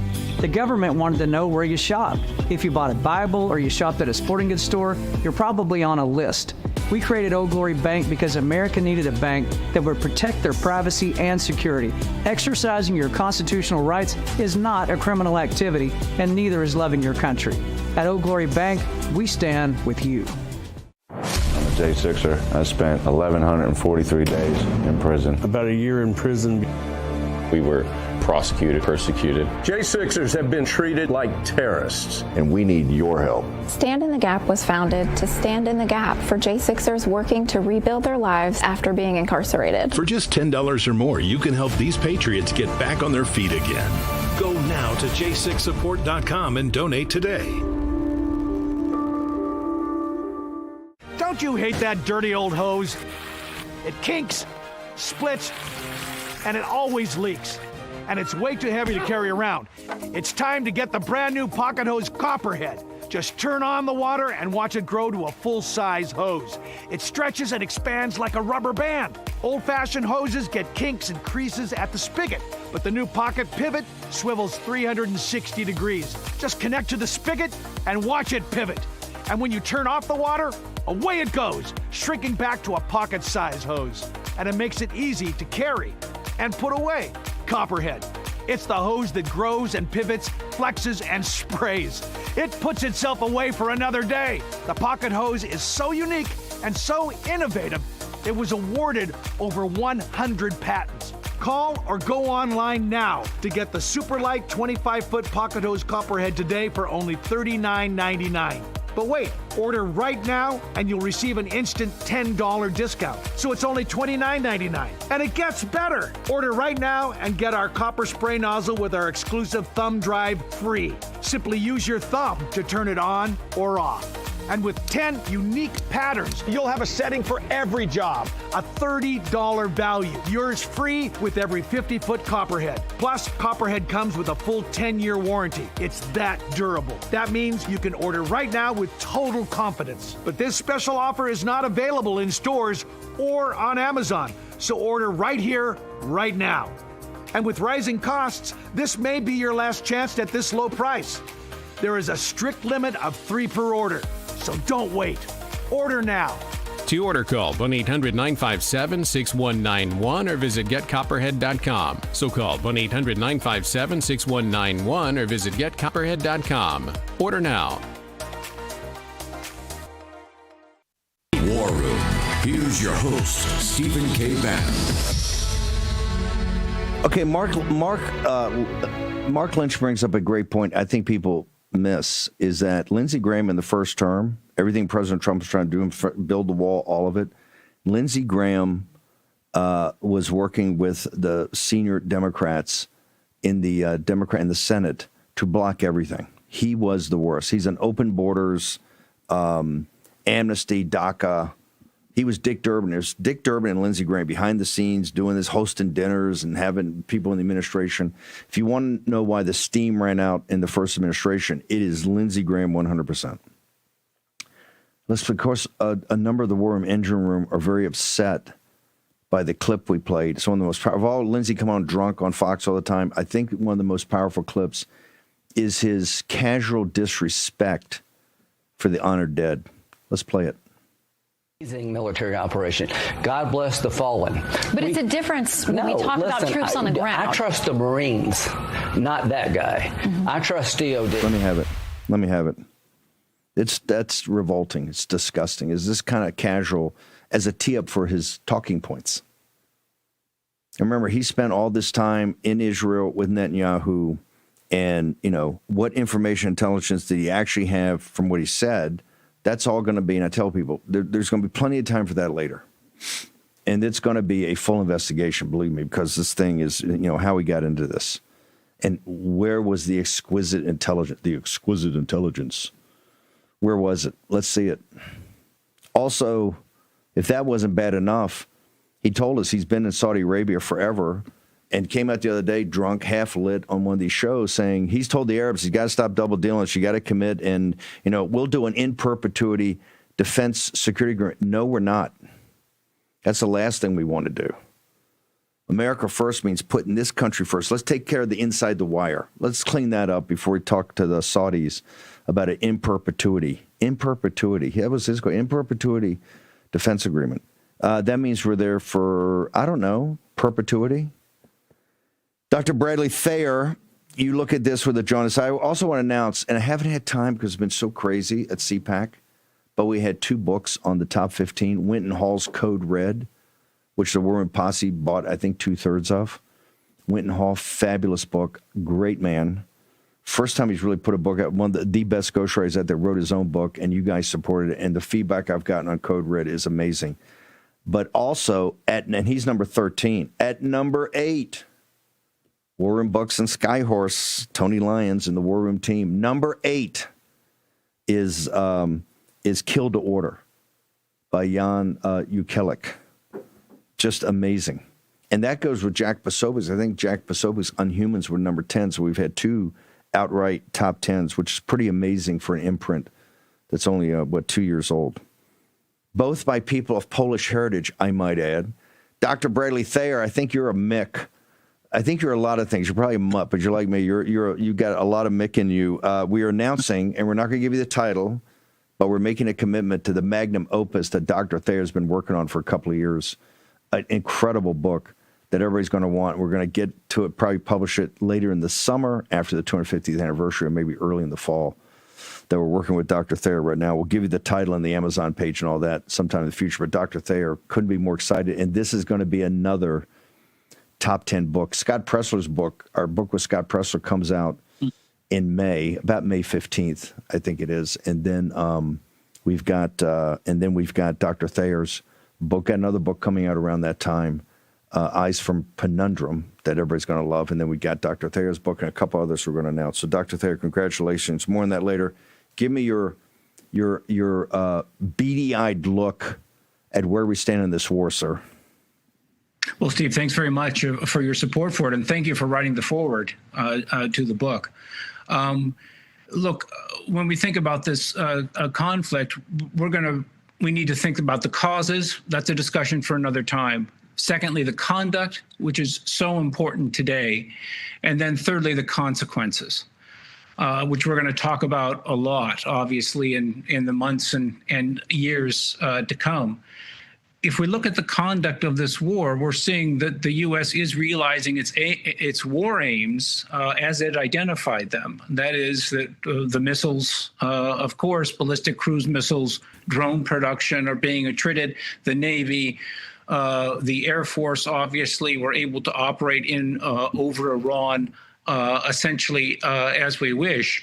Key sticking points are the uranium, and that issue, if that's going to become a cause of concern, and then the Strait of Hormuz, and now broadening, of course, to the Red Sea in the Bab el-Mandab. And so I think when we're thinking about those issues, it's also important, Steve, to broaden this too. As Iran has got influence in the Strait, it's important to recognize that the U.S. Navy basically dominates the world's ocean. So anything going into the Strait or exiting the Strait is subject to interdiction. You talked about economic measures that we should employ, right? As we're talking about 82nd Airborne, as we're talking about Marines being deployed, there are still a lot of economic and financial tools in the toolkit, but there are also a lot of other coercive tools that we can bring into bear here as well. So the Gulf of Oman is going to be owned by the U.S. Navy, essentially, because of our dominance of world oceans. So that's a tool that we can employ as well. Steve, I'd also like to say that we can see this as an opportunity as well. If the PRC, if the People's Republic of China wants oil coming out of the Strait, then we should link that to fentanyl precursor chemicals exiting China, right? If they want oil, it's up to us to allow China to receive that oil from Iran. We can allow that passage of oil if they stop precursor chemicals exiting the PRC. So I think that when we're thinking about this conflict, we need to keep our mind on really what is the center of gravity in international politics today, and that's the Chinese Communist Party. So there are a lot of other tools we can bring to bear in this conflict to influence the CCP as well as Iran too. With respect to the Arabs, of course. But hang on. I want to talk about the conduct. I want to go back to your conduct. We'll worry about consequences in a later show, maybe tomorrow. By the way, through the good offices of Real America's Voice, we're 7 days a week while this war is on. And we'll be back tomorrow morning at 10 a.m. to 12 noon Eastern Daylight Time. Don't miss it, because usually so much happens on Saturday night. You have to be informed about this. The conduct of the war and the causes of the war we can get to later. The conduct of the war. In the conduct of the war, Pete told us the war was contracting. Well, the battle around Tehran is contracting, but that's not the war. The war is expanding. The center of gravity of the war. Look, the Iranians have the initiative, not maybe the conventional military initiative, because they're getting crushed. They're getting defanged and declawed every day. And if you look at the sortie list that they're still to go, I think it's 6,000. They're going to get worse. But this is an asymmetric war now. And they've got the initiatives, and they pulled last night. I think they've got a couple of aces in the hole, and that's the Houthis. The Houthis launched on Israel. Now I believe the missile was stopped, but once they get into the conflict, then you've expanded to the entire Arabian Peninsula, and we're fighting at the gates with the Gate of Tears down at the Red Sea, like we were last summer. So in the conduct of the war, how important to me? It's central. This is an Arab fight. It's Arab versus Persians, and I realize you're saying, hey, you make it nationalistic, Arab versus Persian. They're going to be fighting 100 years from now. Well, hey, maybe they are fighting 100 years from now, but we ain't fighting 100 years from now. You're one of the ones most concerned about this, about getting the Arabs in there, Dr. Thayer? Yeah, that's a cause of concern because we want, this is a military effort, right? We're bringing brutality, as Clausewitz identified it. War is brutality applied. And so we're trying to affect the regime's behavior. And allowing the regime to make appeals to Persian nationalism, of course, is not ideal from our perspective and our effort to wage a limited aims campaign. We're not seeking to go to Tehran. What we're seeking is to achieve the objectives as President Trump has identified them, as Marco Rubio identified them yesterday. So things that draw that out. Hang on. The world's greatest ally, our wingman in this, they're absolutely, their objective is, I mean, for them, it's the last reel of the first Godfather. It's the Greater Israel Project. They're in Lebanon, but they are most specifically going to Tehran. And that's, and I don't think they would deny that. They would openly say our thing is not just regime change, but state collapse. Is that not true? So we do the conduct of the war. First off, we have phony allies, and I've said this forever about NATO. I told you they were never going to be there. You got the NATO, and yet they want you to give a security guarantee. Those young men and women in the engine rooms and the flight decks of both our combatants and our aircraft carriers and our amphibious assault, the Marines, the 82nd Airborne, the airmen over there, the tankers, all of it, the fighter pilots. All of it. They got another whole group they want as a security guarantee in the Ukraine in perpetuity. And the Europeans are egging it on. They're going to send troops. They're not going to send anything. They always look to the United States, and that's why, because they can't afford it. First, they don't have the guts. They can't afford it. This is why they've got retirement at 50. This is why they have full medical. I'm not saying the medical is any good, but they got full medical. They get the whole month of August off. Do you have that? Do you get the full month of August off? You get 6 weeks in August? Do you have full medical? Do you got a pension that kicks in at 50? Do you have any of that? Do you have free education? You got any of that? Those kids in that engine room, they got that. The kids on those flight decks, they got that. The 82nd Ready Brigade, they got that. Hell no, they don't got it. You know what they got? They got to come back here and compete against tens of millions of foreigners that are in this country to take their jobs. Or, if they ain't taking their jobs, suppress their wages. Go down to Frisco, Texas. See how it's working out down there. Go to all the greatest growth, the engine of growth in this country was the Dallas-Fort Worth Metroplex. Dallas-Fort Worth Metroplex. Go north of there. See what's happening in those western towns. Go see it. See it for yourself. Better than that, go talk to Texans, the most patriotic people in the world, whose sons and daughters are over there. Here's the irony of this. The greatest patriots, the people that raise them up right, the guy said, I'm raising a moral 13-year-old, but he couldn't name a person in his family serving in the military. These people want to serve their country. They're not going to be kind of shamed into serving their country. The best we have, the flower of this nation, the best, is out there in harm's way because they volunteer for it. They go, yes, if my country needs me, I'm going to be there. And you know what? They deserve a lot better than Lindsey Graham using as a throwaway line after he's had a couple of cocktails and he's out there for the 1 millionth time trying to sell you on this war. I'm not trying to sell you. I'm trying to have you see what you see and stop listening to the propaganda. Listen to the facts and just see what you see. Who's in this fight and who's not in this fight? Who's actually fighting and who's sitting back benefiting from the fighting? And whose cause is this really? I'm not going to sit here and tell you. You got to make up your own damn mind. That's what Lincoln meant about public opinion. At the end of the day, through all the horrific disasters of the Union Army in the Civil War, and Lincoln being a warlord and a tyrant and shredding the Constitution, American people had his back. It's the only way it concluded, because they had his back, because they were able to see what they saw next in the world.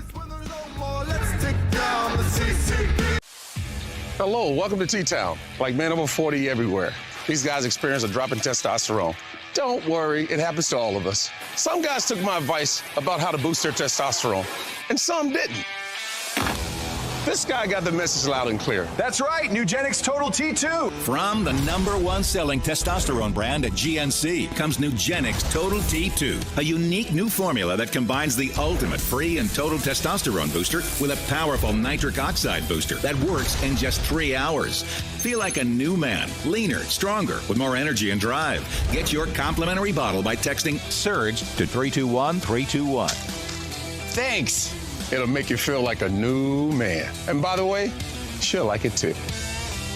You can only try before you buy with this special offer. Get your complimentary bottle now. Text SURGE to 321-321. Do it now and we'll include a bottle of new Nugenix Neurozone Brain Supplement absolutely free.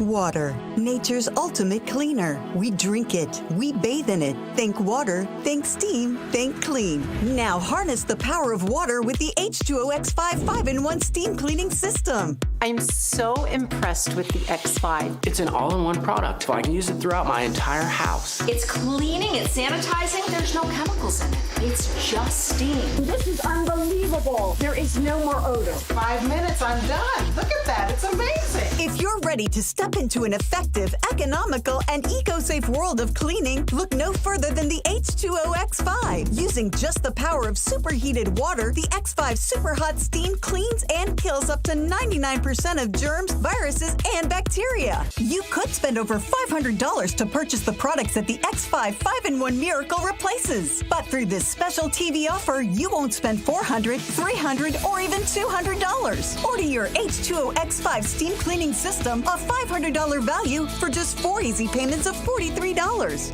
You'll get the X5 steam mop with microfiber pad, the carpet glider, the handheld scrubber, the window glass and mirror attachment, and the garment and upholstery bonnet. It's a complete 10-piece system, all this for just 4 easy payments of $43. But it gets even better. Order now and we'll upgrade your X5 package. We'll add a 6th mode with a dusting and polishing wand. Valued at over $30, this extra bonus attachment makes your H2O X5 the H2O X6. That means your 10-piece system becomes a 12-piece system at no extra cost to you. If after 30 days you're not absolutely delighted, send it back for a full refund of the purchase price. Don't wait. Now's your chance to own the X5 for just 4 easy payments, and we'll make the first payment for you. You get the X5 incredible 5-in-1 lightweight, powerful 12-piece steam cleaning system, a $500 value, all for just 3 easy payments of $43. This offer can't last forever, so call or click right now.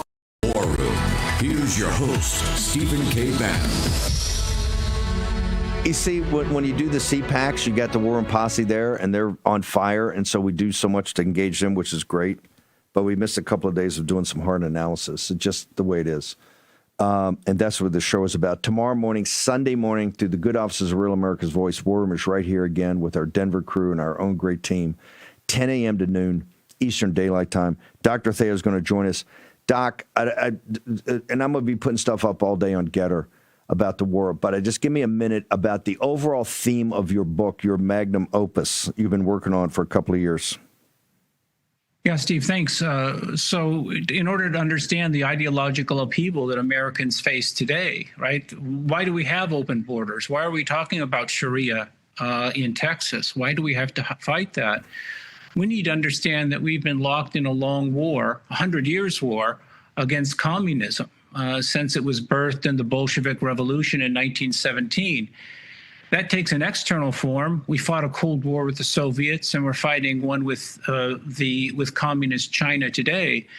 But we're also fighting domestically. We're fighting because the communists spread their revolution targeting the U.S. explicitly since 1917, they've made great progress, really, at undermining our institutions, undermining American identity.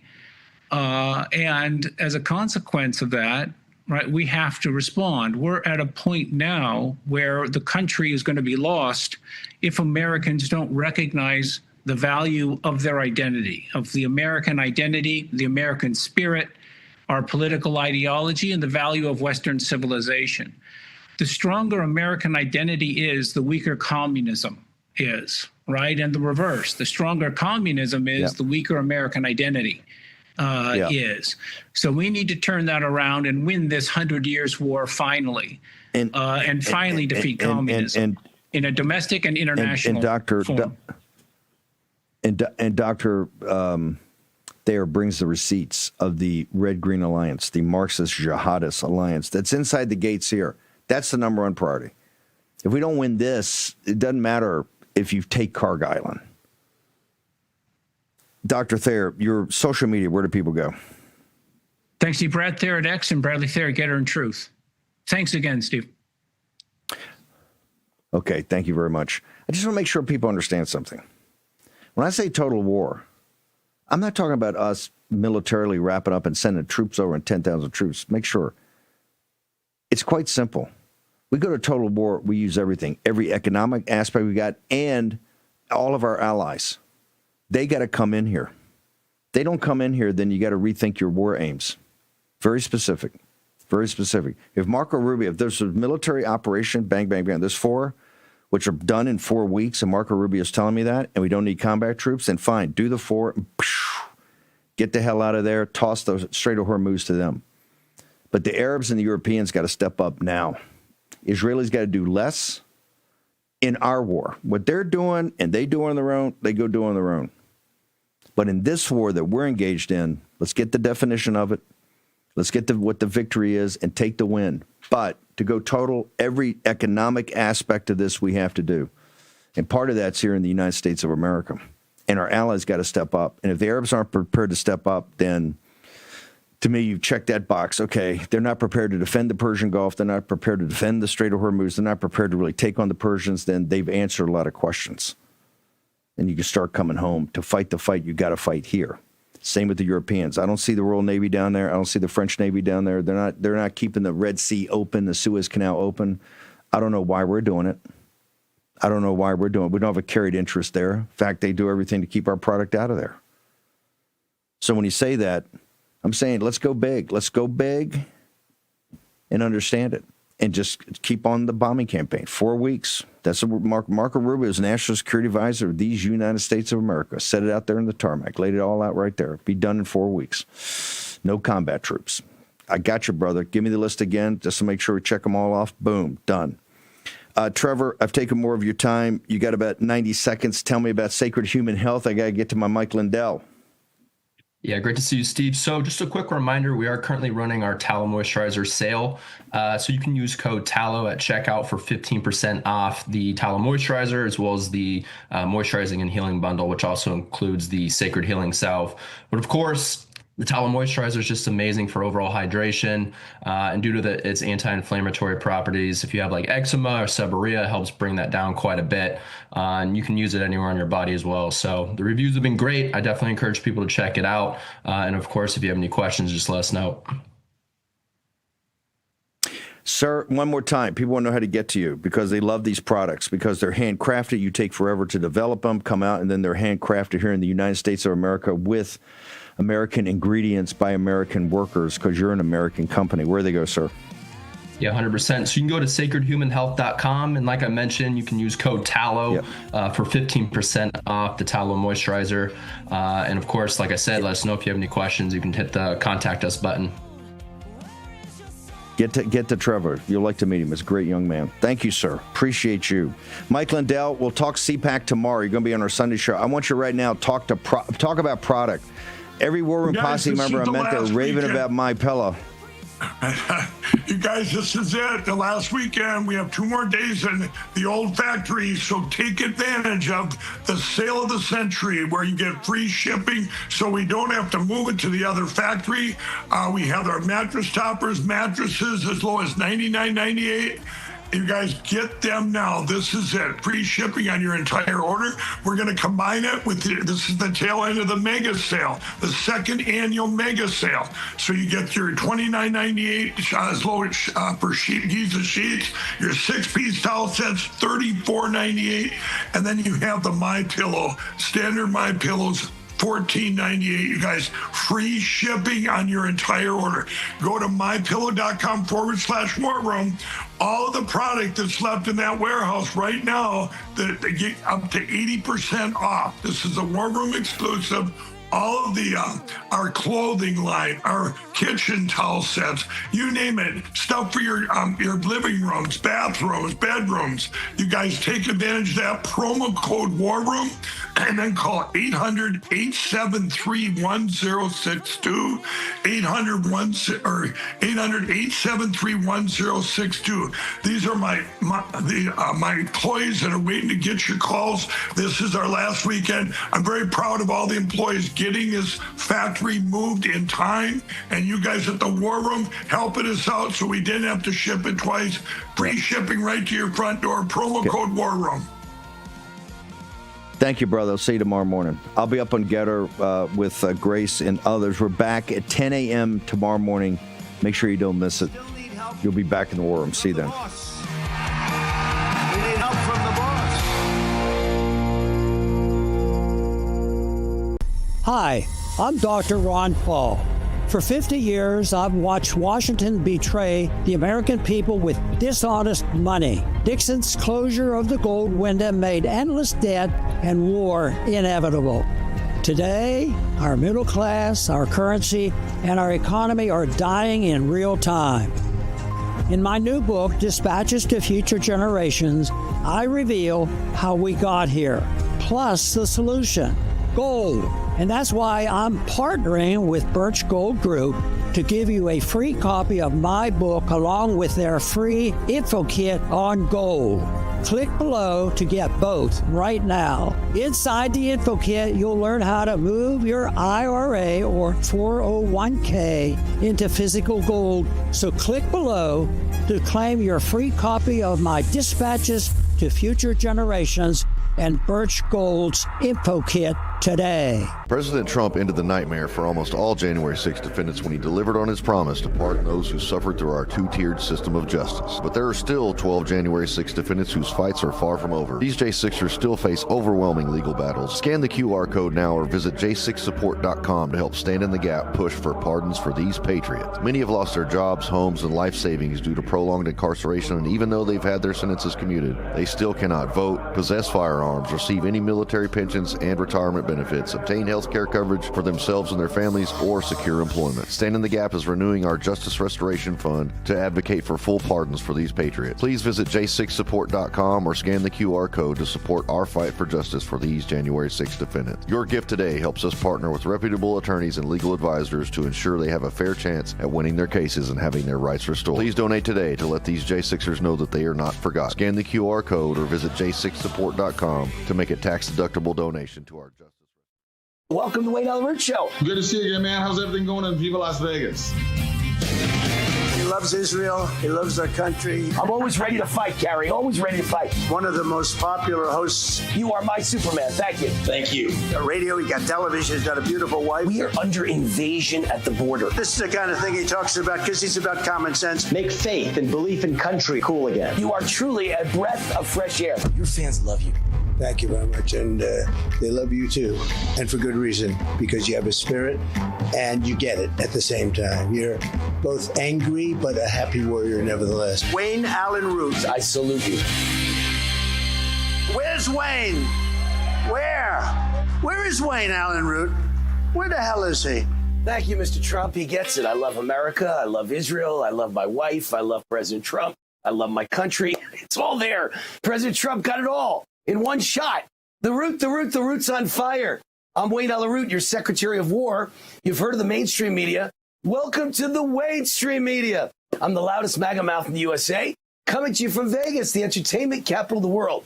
I'm the hardest working man in showbiz, certainly conservative showbiz, with the fastest show in the history of TV.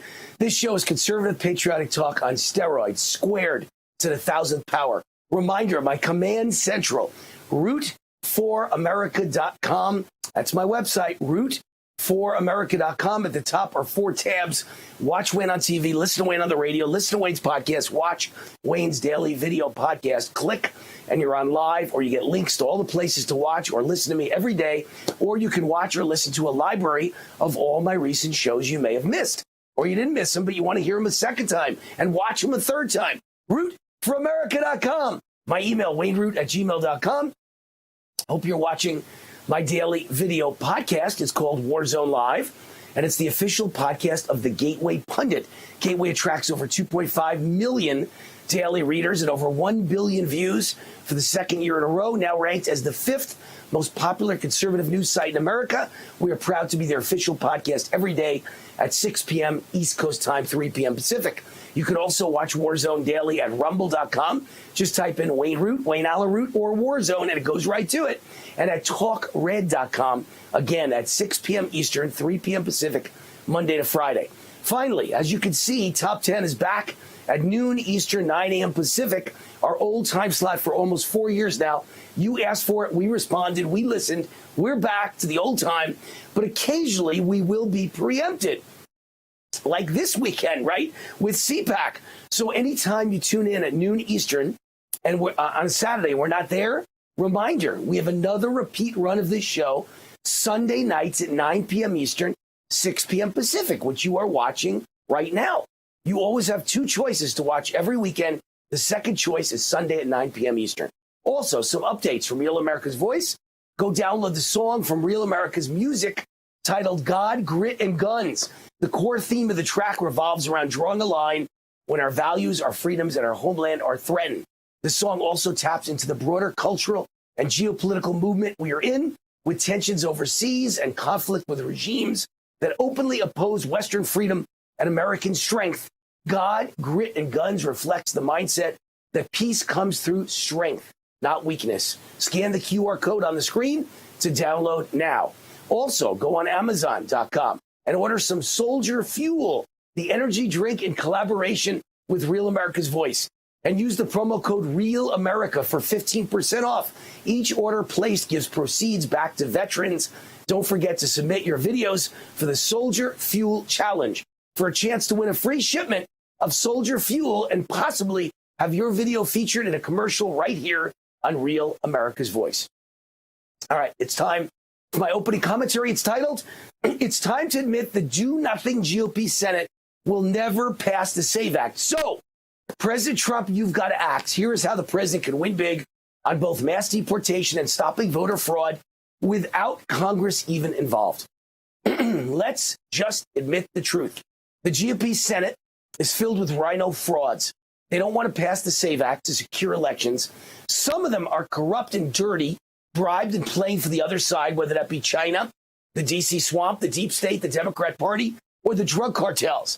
Other GOP senators are simply afraid that the Republican Party might actually win. They would much rather lose and continue to raise campaign